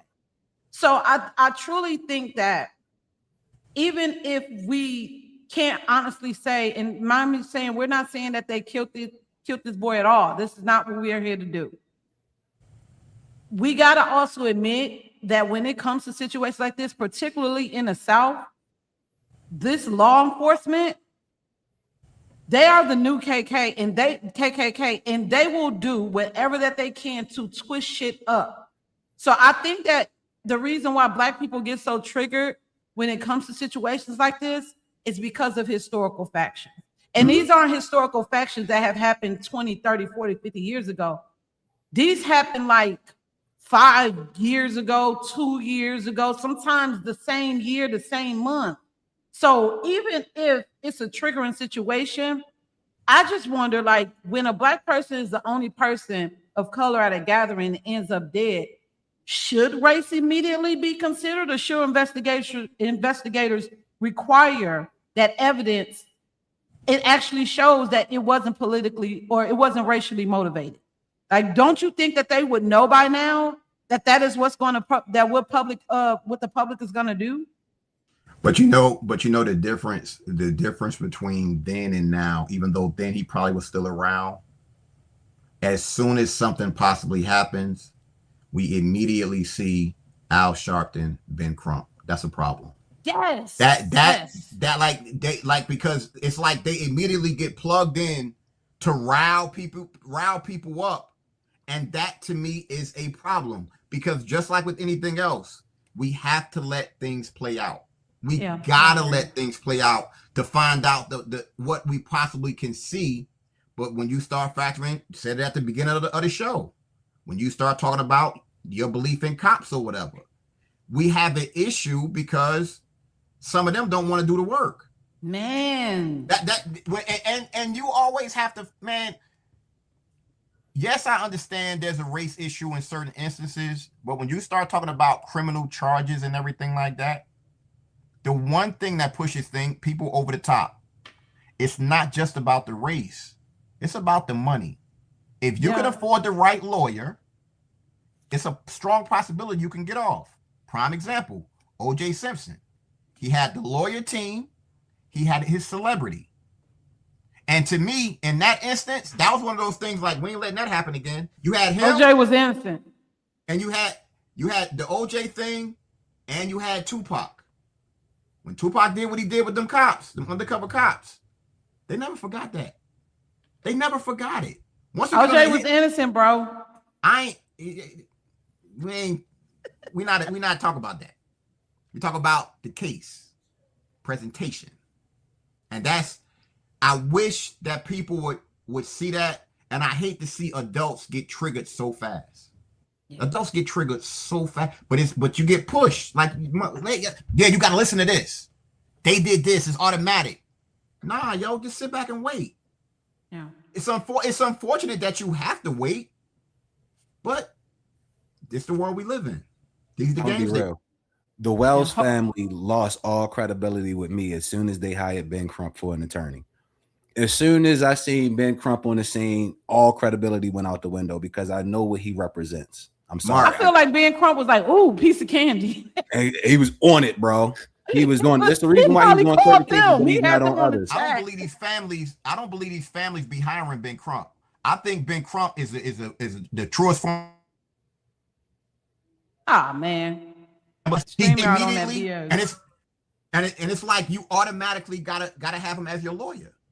Yeah. That to me, it's not even about him. People want. Let's just be real. What black person in 2026 is seeking out Ben Crump? Let's keep it a buck. Come on now. The only reason why you would want him out there is to put the story out. That's the only reason. Other than that, what does he bring to the table? He gonna racialize it. And it's money to be made off racism. It's like these boxes that have to be checked off. If you check this box and this box and this box, then we all can make this amount of money. You see, they didn't already put out a GoFundMe. They didn't already put out notice to sue all of Nolan's friends. Like they filed a paperwork on Nolan's funeral to file for wrongful death. Like it's certain checklists that they've been going by, marking each one off as they complete it. And it seems like this is a ploy to get money off of their son's death. And but could it be that they're suing his family, the family of the young boy, because they possibly had something to do with his cell phone being erased? I don't think hear about that. I did hear about that, but I also look at it from the perspective of it was a lot of phones on that boat that particular day. No. They had his cell phone, right? Now, when the mother, and I took some notes about this, when the mother actually did, she subpoenaed to have all of his social media, like because when they got the cell phone back, for a young teen of his age, all his social media was cleaned. It was deleted. Like all the information, this was an attractive young athlete who probably had a very active life on social media. So it was just mighty strange that the phone was in your possession, and then when it gets back to the parents, it's wiped clean. But how do we know that Nolan didn't wipe it himself? Why would he do that? I've gone through and erased a lot of photos off of my social media before. I mean, it's entirely possible. It was wiped maybe he wanted to clean, recreate bro. The Snapchat was wiped clean. Come on now. I hear what you're saying, but we gotta. Can the phone company produce those records? That's what she's waiting on. She has to wait 21. They got 21 days to give it back to them, but it's still mighty strange, right? That all of the interactions that he had on Snapchat, for instance, I'm not on Snapchat, but most of these young folks use Snapchat a lot. They still using that shit? What? I thought Snapchat was dead. Yeah. No. Wow. These young folks use Snapchat a lot. Young people, cheaters and whores use Snapchat. Okay. Young people, cheaters and whores. If you, Snapchat. Based on what you just said, I would love to know, how is it that you can actually erase someone's phone that was probably locked with a code? That's what I'm saying. It's a lot of holes out there. Maybe they knew the code. That's what I'm saying. This is it's a different type of generation. And the biggest point about what my point I'm gonna make is we don't know. We don't. We really don't. And we're not, and we want to make this clear. We're not making any speculations. We're not pointing out, like, this is not what we're here to do. Let's go through the comments, and Mark, it looked like you about to say something. Let me see. Okay, so Chaco said it's the same as Nolan Wells. It's to cover up something went wrong, and they covered it up when the white folk conspires together. Okay, that's kind of what the internet is saying right now. Facts. OJ was innocent. Shout out to my girl Shanique. You already know, sir. We damn near need to do a show where we just like dive in to like all of these like cases that had taken place, and we actually show that a lot of these people was actually innocent. That's what kids do. Let me see. If he had followers, then they seen what he posted. Yeah. So I'm not sure if they'll be able to. I'm not quite sure what's going on when it comes to the cell phone thing. I personally just kind of felt it was just a little weird that the cell phone was just completely wiped clean. I don't know. It's Like a I lot of said, weird stuff with this case, but none of it is equal to racism. And that's yeah, the first place that we something went. doesn't sound right. And I won't argue that all of the I's aren't dotted and all of the T's aren't crossed. I'm not here to make that argument. What I'm saying is the first thing that we did was automatically assume that this has something to do with race. The very first photo that we seen of Nolan Wells was Nolan Wells with his 3 white friends. That's not by coincidence. There's a ton of photos that they could have shown of Nolan. There's a photo of Nolan when he's by himself in his football jersey. The main star of the story is about Nolan, not about the friends. But you wanted to suspect the friends because we need to put a face on the racism that we're about to enact and make money off of. We needed a face, and those 3 boys were the face. Because if you listen to every eyewitness account, there was 30 to 40 people that all left the mainland and went over to Horn Island at the same exact time, including Nolan. Not just the 3 other boys, but when the story first came out, they made it seem like it was Nolan and 3 other boys that went to this island, and only Nolan was the one that didn't come back. When the whole time it was hundreds of people, if not thousands of people, that were all at this island celebrating the 4th of July. But how do we know? We don't know, bro. From eyewitness accounts who've all said the same exact thing. But how do we know? This one I'm trying to tell Truthfully, you, if we weren't there, so we weren't there. We were not there, so we don't know. All I'm saying is, how do we know that what happened was based on racial lines? That's what I'm saying, and that's the first thing that we don't know anything, because this is what these cases do. But then we also, and I hate that I can't post. I tried to get, just so you all know, Megan McGlover. I did an interview with her. Shout out to Megan McGlover. Make sure you all follow her. That is my great auntie, my great internet auntie. We just did an interview, and I'm so shitty that I couldn't get any clips from the interview. It'll be dropping on Wednesday. But she said the realest thing. She said, what is up with these one-off situations? Like, why we act as if like situations like this don't happen on a regular basis. She made a very good point when she talked about like thousands of Black teens are being murdered in Chicago. Thousands of Black teens are dying in Chicago. Hundreds are dying here in Indianapolis alone. They just was a shootout not too long ago. I swear to goodness, 2 weeks ago, we heard a whole drive-by right around the corner from my house. You live in Georgia. I'm quite sure it's always some Black teens that's getting killed out there. Texas, I'm quite sure it's always some Black kids that's getting killed out there. So it's like these stories like this, like Mike Brown, like Trayvon Martin, like the situation that happened with Anthony. It's like they choose these one-offs for reasons. Anytime it has something to do with a Black person against a white person, whether it's a white person murdering a Black person or a Black person murdering a white person. It's like, how much weight should the public give an official ruling when the family continues identifying inconsistencies? It's inconsistencies on both ends. I feel like that they probably shouldn't have said a damn thing about the case until you had all the facts. That's why I mentioned Ben Crump. That's why I said as soon as Ben Crump came into the scene, I was like, nah, I know this is on some bullshit, because that's not who you enlist if you're actually trying to find what happened to your son. If you really gave a damn about what happened to your son, you don't bring Ben Crump and the Crumpeteers into the fold. You listen to what law enforcement has to say. And then when you have the opportunity to speak to all of the parents, you speak to all of the parents. It's been said that the parents have reached out to Nolan Wells' family multiple times, and they have been stonewalled. So if you're saying that you want to hear about what happened to your son, why wouldn't you listen to the people who potentially could have information about your son? You know, the people whose children were with him last, allegedly, they may have, some what happened to Nolan, what Nolan was doing, who Nolan was with, but you don't even want to talk to them. The first thing you want to do is come out, go public, make this into a case. And now you got a town that was really essentially living in racial harmony. Now you've taken a nuclear bomb and dropped it right in the center of this town and racialized everything about it, drawn racial lines down the middle of this town, all for the sake of profit. I can't respect that. Always remember, and I gotta send a huge shout out to Stag when she said this to me a couple weeks ago.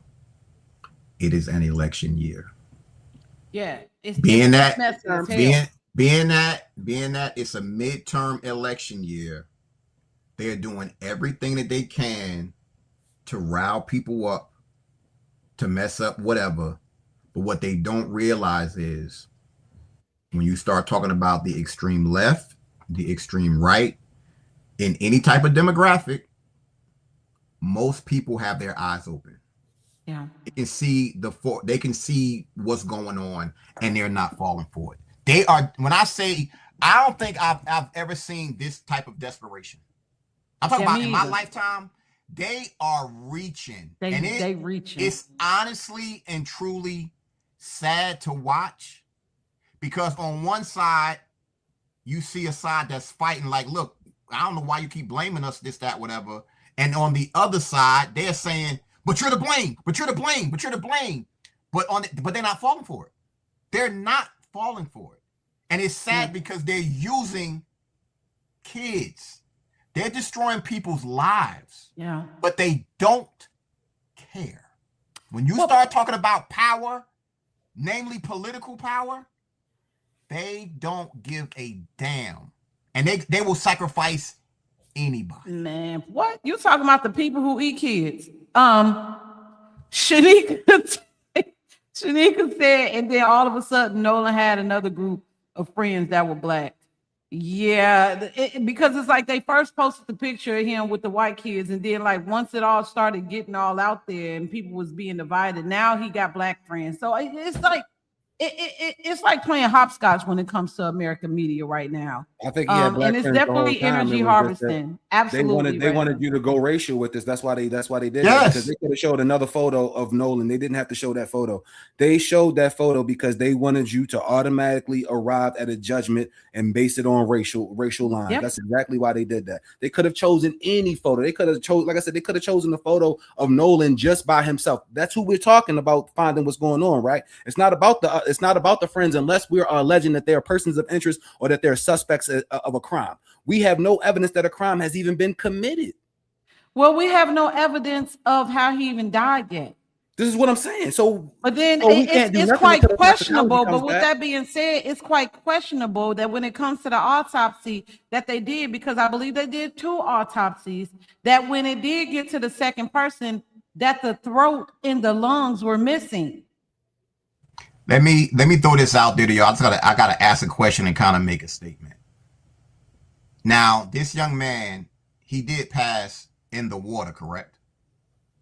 They're saying drowning, yes. They say drowning, but they don't know because the lungs was missing when it got to the second autopsy person. So the reason why I say this, it goes back to what I said a few minutes ago. When you factor in water, and could it have been an accident? But then you throw in that little caveat that she just said about organs missing.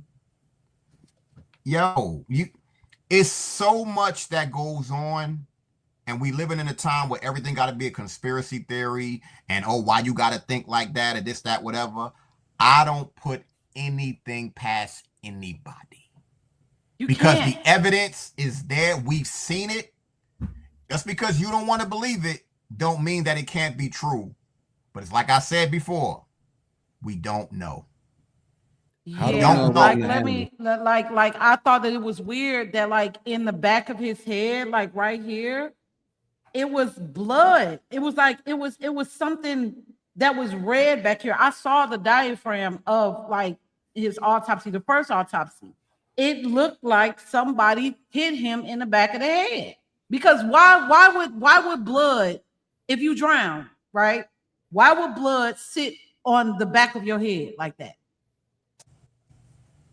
Now, I get it. When we spoke about this last time with the neck being missing, at first you said that it could have possibly been wildlife. No. The medical examiner, the first time they did the autopsy, removed his neck.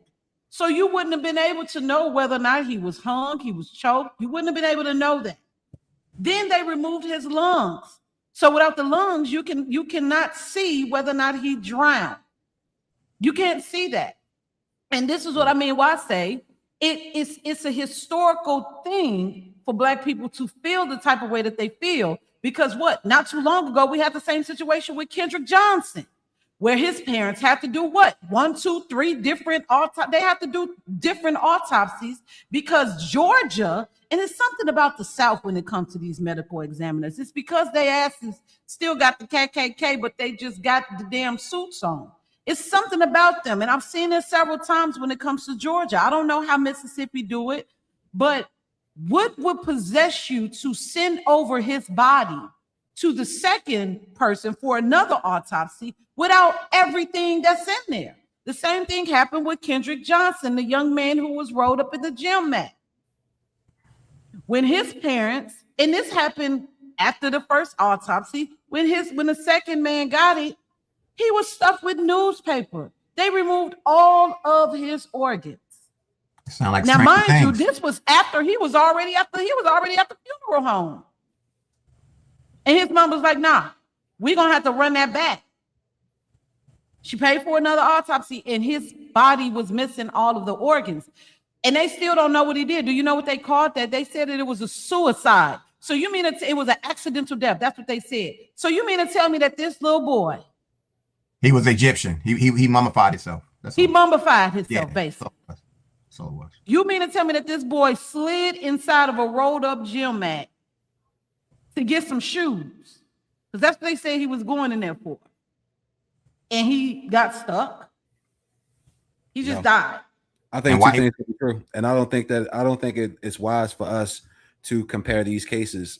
I think so often in the Black community, we always looking for a correlation. So we try to connect the dots. Stop talking about what's going on with the Black community. We just talking about the fact of these. This is why Black people get very excited. That's why I mentioned the Black community, because I'm like, we talking about us. But what I'm saying is that like they have every reason to feel the way that they feel. They do. Oh, I agree about being once bitten, twice shot. I agree with that, bro. No, I agree with that. But what I don't like, hold on, because what I don't like is when content creators, Black content creators, they automatically assume that Black people just losing their mind and that they feel this way because it's because it keeps happening over and over and over and over and over again. It's like somebody who gets cheated on over and over and over and over and over again.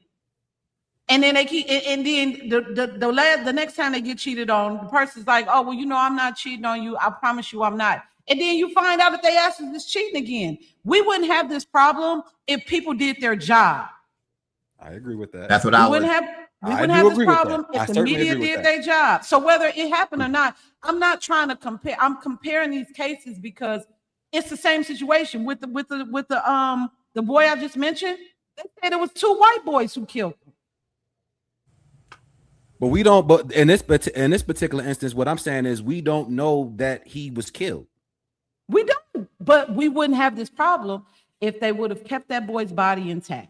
Why would you? I agree. Two things can be. I agree. 2 things can be true. Two things can be true. Once bitten, twice shot is a stigma that plagues our community. We automatically assume because it happened in one instance that's what's happening in the second instance, and without providing the proper nuance and looking at it like this case had these factors, this case has these factors. This is why so many people, to me, were getting lost in the weeds trying to compare the Rick Child situation to the Carmelo Anthony situation when they're not apples and apples, they're apples and oranges. 2 completely different states. I think those 2 cases were a bit different. I think those 2 cases were a bit different. Go ahead, fool. This plays into what you said about how they choose cases. Yeah. I want y'all to think about what I'm getting ready to say. When was the last time we saw a nationally televised or super hyped up case that was open and shut? Never. They can't do that, because if they do that, there's nothing behind it. They got to sit there and sift through cases. Okay, how can we spin this and what can we get out of it? That is the problem. And as long as people keep feeding into this, it's not going to change. Because part of the thing about it is we can talk about the Black community. You can say that shit all day long. What we have to start talking about is the community having it so this doesn't happen. That's the problem. Because they always have to separate. But if certain things was in place as far as community, period, I miss the nosy lady with the rollers in her hair that knew everything. That's watching everything. Pearl, Yeah, like we don't have, and I know that, well, you can't go back or whatever. If we had certain aspects, not all of it, if we had certain aspects of things that were there in our childhood, we would not be going through this at all. Because, and this is what bothers me about the phone situation.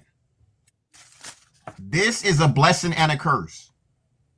You can live on it or whatever, it can hurt you, but you can also record. And with you being able to record, and you have the cloud and all this stuff that can hold things, and then you actually have a case, something like this, where we don't know what's going on, and the phone is wiped. Not saying something could have been on it, but there's a possibility that it could have been. And it's wiped. All these cameras everywhere. Ring cameras, cats walking around with cameras on them. And there's nothing. Miss me with that, yo. Nah, that's why for me, I'm always, that's why I live by this. I live by this. Just like I live by believe nothing and question everything. Yeah. That's how that's why I live by.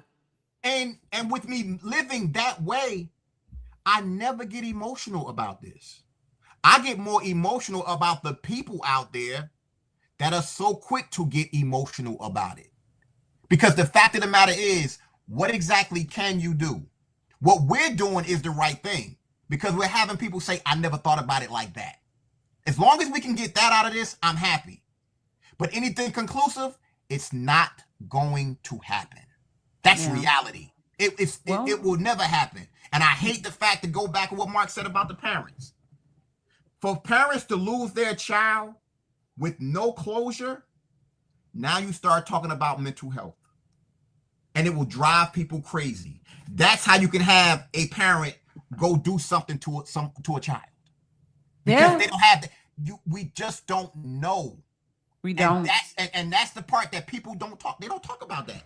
Yeah, and the state autopsy has reportedly been it has reportedly been completed, but its findings have not been publicly released. And I bet it won't be conclusive. And I bet it won't be conclusive. I bet it. I bet $1 to a donut. Officials have said that the investigative materials are expected to be presented to a grand jury. A grand jury presentation now. It does not prove that a crime occurred or that anyone is guilty. And as of tonight, the official case and manner of Nolan's death have not been publicly established. So that young man's case is not the first. It is not the first involving a young person's last seen with a friend at a gathering, later found dead and leaving behind a disputed timeline. Okay, so I got a few examples. We have somebody, a young man by the name of Noah Pressgrove. He was 19 when he was found dead along an Oklahoma highway after attending a party, and his death involved multiple injuries, and the manner was classified as undetermined. Several people said that they saw somebody walking along the highway and got hit, and another person said, no, we saw a dead body who was laying we just saw a young man laying on the ground who was naked. So different witnesses said different things, so it remained undetermined. We also had Lauren Agee, who was 21 when she was found dead in Tennessee Lake after attending a wakeboarding festival. Authorities treated her death as accidental, but her family disputed that conclusion. So her family is still fighting for that. And then we had Jelani Day, who was 25 when he disappeared in Illinois. His body was recovered from the Illinois River. Drowning was identified as the cause of death, but how he entered the river remained unknown. So why do cases like this tend to become racial amongst the public? And who's responsible for that? The media. Now, when you saying that, what is one of the things about this country and the media? They can legally propagandize everything, and that's why. And if I get the chance to meet him again, I hope I do. I love what RFK Jr. did to Karen Bass. Oh my God. It was beautiful because he called out propaganda on one of the biggest media platforms in the world. Yeah. I'm not saying I loved it. I loved it. And people saw it on full display. Asked her straight up, do you care about telling the truth or pretty much what you're told? Yeah. Drop the mic. I'm good. And that's where we have to be. That's why you gotta question everything. Got to. Yeah. Let me go to the chat real fast. I got one last video, and then we're gonna try to wrap it up with Anthony Fauci before it gets too late.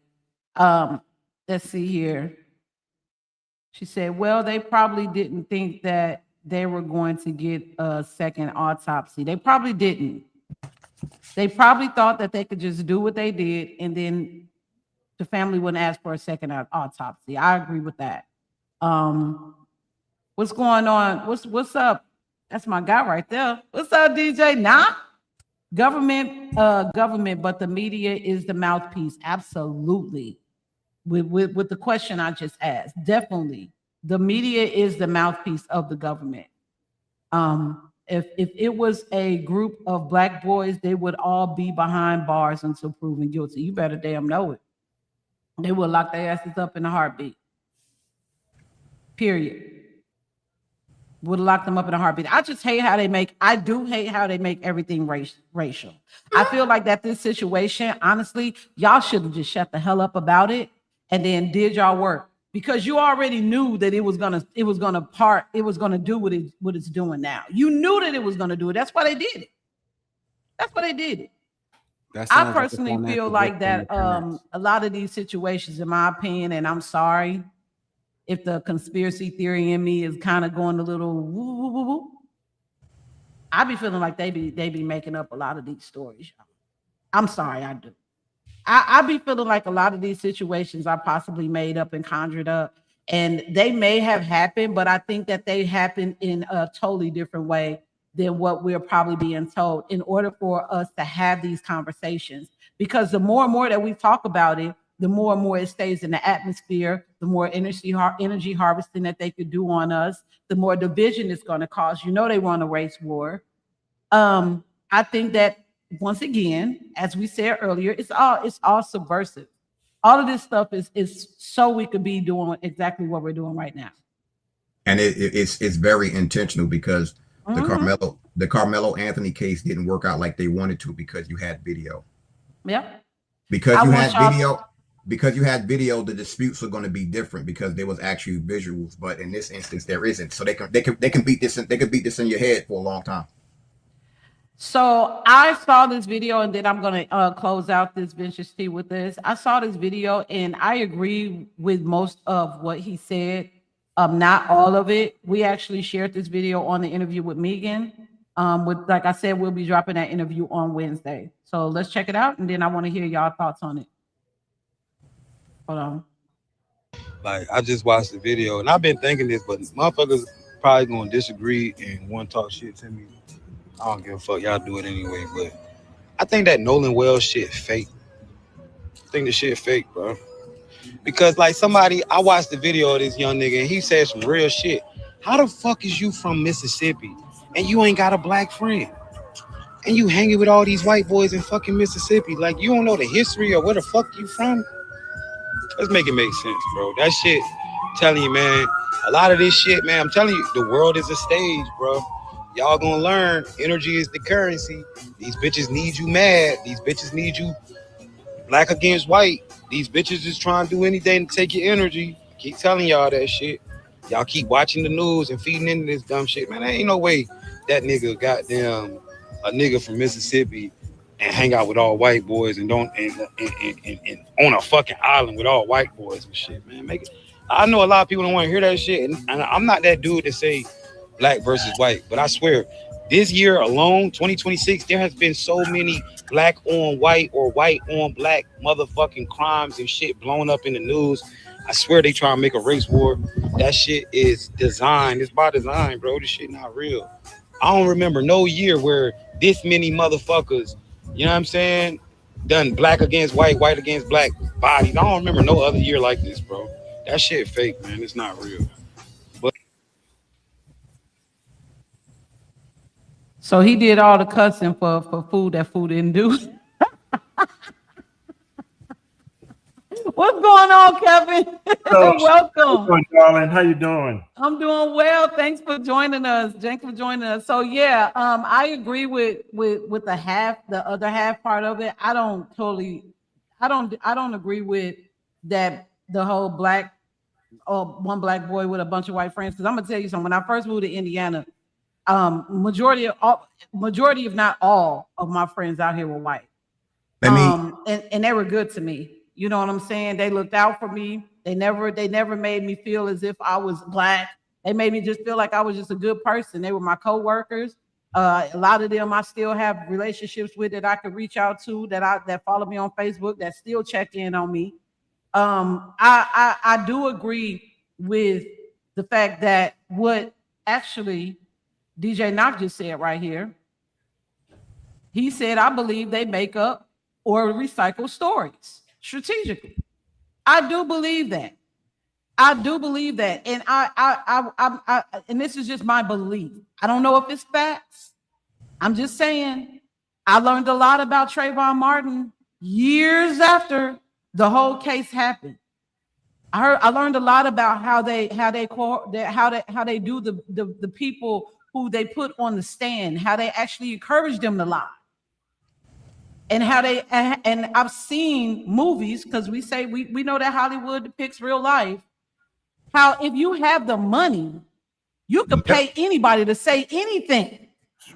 So that's why I can't 100% agree with the notion that just because we got 40, 50 people who possibly said that they were there, that all of them are accurately saying the right things or they're saying the truth. How do we know that their parents' money ain't long enough that they could pay people to say these things? You just never really know when it comes to stories like this. That's why they need to put the Smiths and Munns act back together.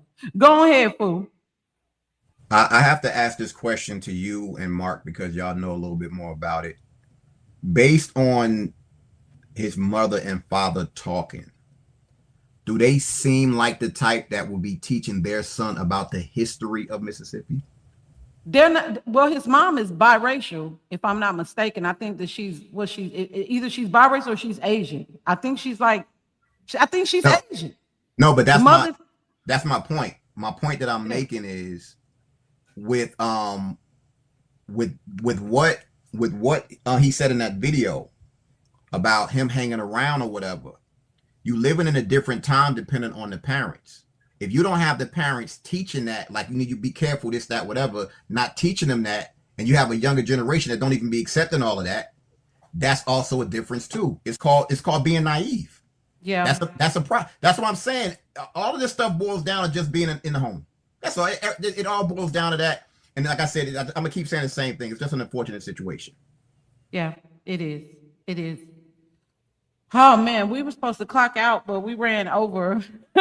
And we got to get through this last bit because we have a guest that just slid in. So it would be extremely rude for us to end with such a prestige man who has joined our panel today. What's going on, Mr. Kevin Jenkins? Welcome. Let me do the right introduction. Okay. Because of how we gonna go into this story for however long we're gonna go into it. When you start talking about what happened in 2020, there was the disinformation dozen. These were the people that they vilified that you're not supposed to listen to them. Right. It was only 2 black people on this list. 2. RZA Islam and this man right here. I ended up meeting RZA and Kevin in Atlanta when they came to the CDC and talked. Once Kev saw, wait, you from Newark? We've been cool ever since. True. But I want y'all to think about this. RZA was out there like that. Kevin wasn't out in front of the camera. Once all of this happened, this man is one of that disinformation dozen. So he knows all the ins and outs of what happened with the lead up of 2020 and what they did. Yeah. So everybody, if you can, give us a few minutes of your time. We definitely got to let this brother talk. We got to let him talk that truth, because I remember you was on the last panel and you didn't get to stay long enough. So we're really grateful. We're grateful that you came in. And yeah, y'all, if y'all could show some love for Mr. Kevin Jenkins, please, in the comments. Make sure you all follow him. He is on social media, Facebook, IG. Are you on Twitter? TikTok? He on Twitter? He on Twitter and TikTok? Yeah. On everything. Yeah, Well, I was so banned y'all for so many years. I was banned for so long. I mean, I was permanently banned from everything. I mean, wow. Everything. I was deplatformed everywhere around the world. I was deplatformed. I mean, they could have stopped me from traveling. They would have. But when I got involved in this whole COVID narrative, it was not about COVID at the time. Yeah. It was about autism. It was about how it was impacting our children in this country. It was all about autism, and it was all about, informed consent. It was all about making sure we were able to protect our body sovereignty, protect our human rights. It was about that. And what was happening to those young kids at the time was the reason I got involved, because before I met Bobby Kennedy, there was a situation in New Jersey where they were trying to take away your religious rights as a parent, your religious freedom. For instance, if your kid wanted to, not get their vaccinations, or if something would, they always claimed that their religious rights to be able to do that. So what was happening all around the country, they started to attack that. They're saying, no, you can't use your religious status to stop, taking their poison. That doesn't mean anything anymore. You're now going to have to take it. And those parents started pushing back. And they were white women. They were not black men and white men. And they were white women. They were saying, you harmed my child. My child was perfect until you gave them that. And they said they were anti-vaxxers. They said that they were rich, privileged white women. And you know who bought into that narrative? Black women that were impacted by autism more than anyone. And they were saying, oh, something was wrong with my kid because it was something genetic was wrong with it. They bought that shit. Or it was the environment. Let me finish, bro. It was the environment. I mean, when I got involved in it, it was to stop that. So 10,000 people were in New Jersey at the time, in Trenton, fighting against that law being changed. And it was this young man, Jamel Holly, who was an assemblyman, who I've known all his life. He was a great kid, and I loved him. He showed up at my house and said, hey, Kev, I got to talk to you. I said, listen, and this is true, Shannon. I said, I don't want to hear that. I'm not, no more social. Look, you guys go out there and figure it out. I'm going to go play golf. Whatever issues you have, you go fix it, because all our lives, we did that. We fought and built shit and learned how to really create opportunity for people. So I was at the point in my life, I'm like, I'm going to go play golf. If you haven't figured this out, that's your problem. So he started explaining it to me. And he said, can you do me a favor? Just look at the policy. He knows I can read policy really, really well if people know my background. And I'm reading this. I said, wow, this is very discriminatory. I said, this is a discriminatory bill. They're saying that the kids in the suburbs don't have to take the poison, right? But the kids in the urban areas have to take it. It was mandatory. I said, there's your game right there. Go play that game. Now, I normally don't do the race card, but I said, you got to play that, because it's not about race. Basically, it's about class in this situation. So what happened, he goes back to Trenton and he wins the day, because he's a smart kid, smart young man, brilliant.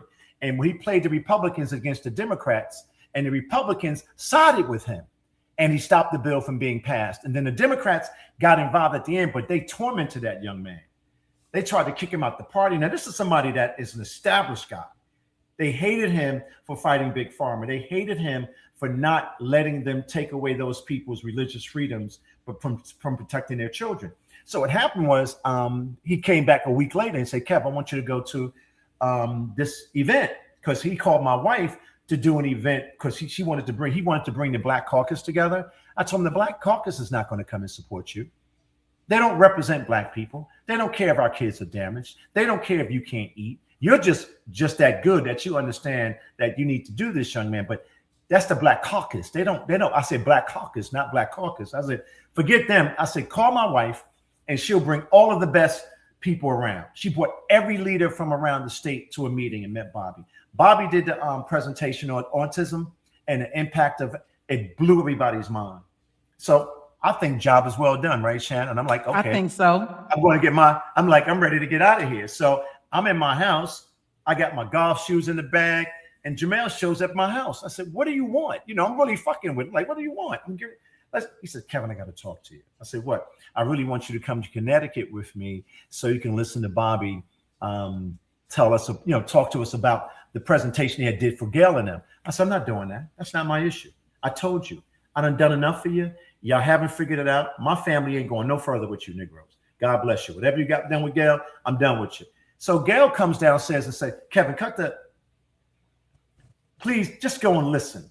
So I get in the car with him, fool. Golf stuff on, I'm mad now, pissed, right? I'm driving to Connecticut. So I get out of the car. I go into the event.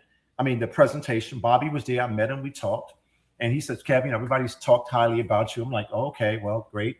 What you guys accomplished at the state, I'm very pleased about that. That was a great accomplishment for every child in New Jersey, and particularly in my community, because I understand the complexities of it now that I didn't understand, and the overall damage it was doing to Black boys. Black boys, right? Black boys are damaged. In New Jersey right now, it's 1 in 8. 1 in 8 young kids in Essex County and Union County, young men have autism.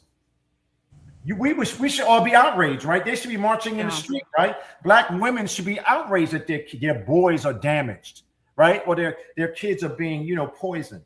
Not a peep, not one word. So I go to the presentation and I sit there through the whole thing. And I'm like, okay. I didn't say anything for 3 hours. Literally, that's hard for me. So I'm like, and so I sat there and that was it. After that, Bobby and I talked. And I met these 2 fantastic young ladies. Now they still don't know who I really am. So they start talking to me about helping them. And this is a big cause. And I said, listen, stop. I understand what you're doing now. I get it. I said, this is really horrible. I had no idea this was going on. I'm ashamed that with all the things that I've done, I did not know about this. How could this have passed me? I understand the cancer issue. I understand the health issue. I understood all of this stuff. And when I saw the damage that it was doing to our kids, I'm not going to lie. I was speechless. I actually had to apologize. When I got home, I said, Gail, because I was reading all of this data. So after that, I created this organization called the Urban Global Health Alliance with these 2 young ladies. And then I traveled this whole entire country. I've been all over this country. I've probably been in your neighborhood. You probably didn't even know it. And I spoke to crowds in every part of this country about body sovereignty, finding your God courage. And then COVID came. And then that is when I got really busy. Because it came from autism, COVID, then the system. I knew the system. I understood all of that. So I knew the greater system that they were talking about. So I traveled. I think I've been, 59 cities, maybe 40 states, 45 states, sometimes twice. And I started talking to Americans, white Americans at first, no Black Americans, none, not one Black American in the first 40 cities I went to, I had an opportunity to talk to because they actually bought into that narrative at first. Yeah. They bought into that narrative at first. So what I started doing earlier on is speaking all around the country, but going to state legislators and fighting and talking to them about making sure they don't pass those bills to take away those families' religious freedoms, their religious rights, their religious exemptions. So I knew how to do that. I knew how to lobby the government because I know it. So I lobbied every state legislator in the country, and every Black state legislator was horrible. They were disgusting. They were ignorant. They were liars. They were horrible. And I said to them at every meeting, because they didn't expect no Negro like me to walk in the door. They expected the white women to walk in the door, and they were going to do that white girl stuff. And then when I started laying out the facts and laying out the data and saying, how could you on the health committee pass any law that's going to impact your community, impact your kids? I don't care if they're white, Black, Puerto Rican, or green, because the damage is real. But a lot of those local elected officials were on the health committee. They were on the health committees. So I had to go after them. See, what the young man was doing, I had no idea what he was doing because I had been out there so long. And then when I saw RZA and Georgia, I said, hey, young man, how you doing? You doing, because to me, they're kids, I'm like, okay, you guys are going to be doing great. So I was really impressed by that. But by the time I got to Georgia, I had done the national run. I was on an international bus tour. Every day I showed up on a stage in America talking to Americans. And that's when I realized that this whole narrative about white America, because I come from a very diverse community. I'm You know, I went to very good schools. I went to schools with white people. I don't like to have that narrative, my white friend, my black friend. I went to school with decent people, and we did some good business together. So I know how to get past that nonsense. But what I started finding out was that white Americans started taking action against their elected officials.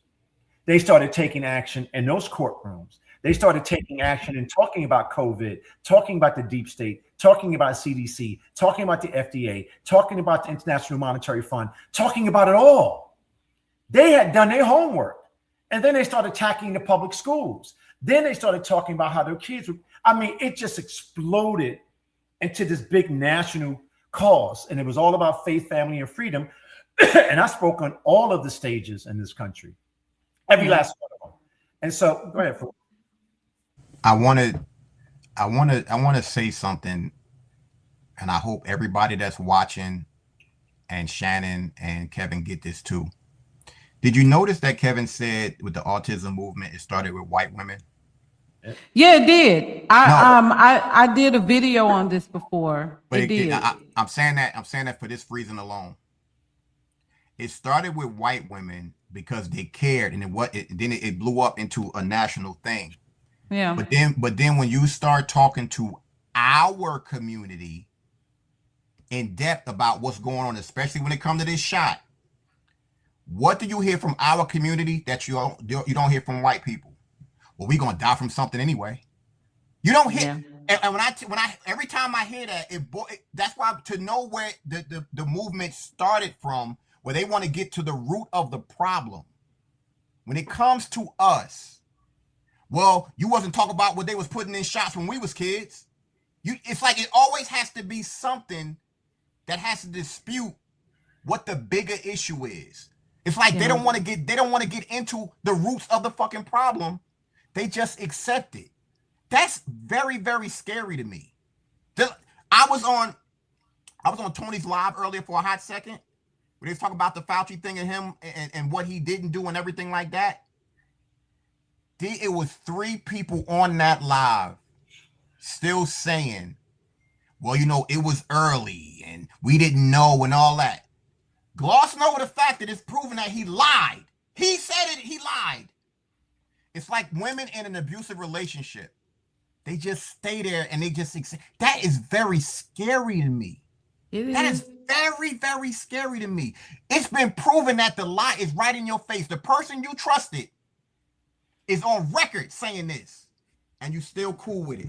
That is weird to me.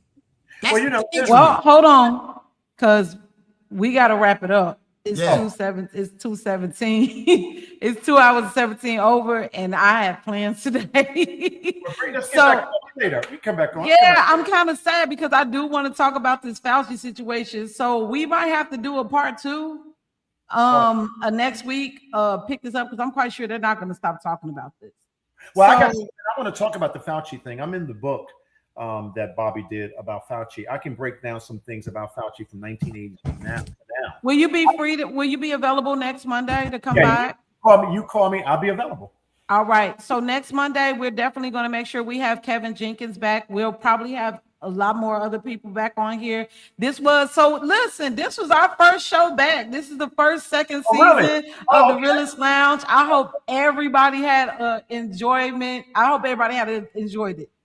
I had a good time. I'm hungry though. My brain, my health bar is on low. Let me say this before we end the show. To be prepared for next week. Anybody who sees this video, look up a documentary called Thank You, Dr. Fauci. Watch that. Watch that. Trust me. Just remember, thank you, Dr. Fauci. It will blow your mind. Yeah, it will blow your mind. Well, I just want to say I'm grateful for everybody that came and joined the chat, who paid attention, who been watching, who been commenting. Be grateful for all of y'all, everybody on Facebook, everybody on YouTube, everybody on IG, everybody. Thank you so much for checking out the Realist Lounge second season, episode 1. It's going to be many more that's going to come. And make sure you all check us out on Wednesday. We will be having a new interview with Megan McGlover. If you all have not followed this lady, please check her out on IG. She is hilarious. full of knowledge. And we're gonna be back next week with Mr. Kevin Jenkins. We was on CP time a little bit. That's okay, man. We started a little late, but thank you all so much, and we are out. Make sure you all like, share, comment, subscribe to the channel if you have not. Share this live with your friends, and we'll see you all next time, y'all. Have a good evening. Great, thank you, and you enjoy guys your Monday. Okay, Bye. bye. Thanks, Kevin, for coming by. We'll see you next week. Okay, no problem. Bye-bye. All right, bye.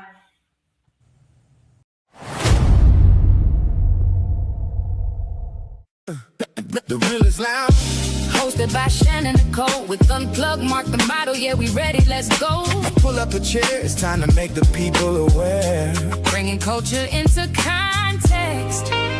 Truth, no nonsense. The Realist Lounge.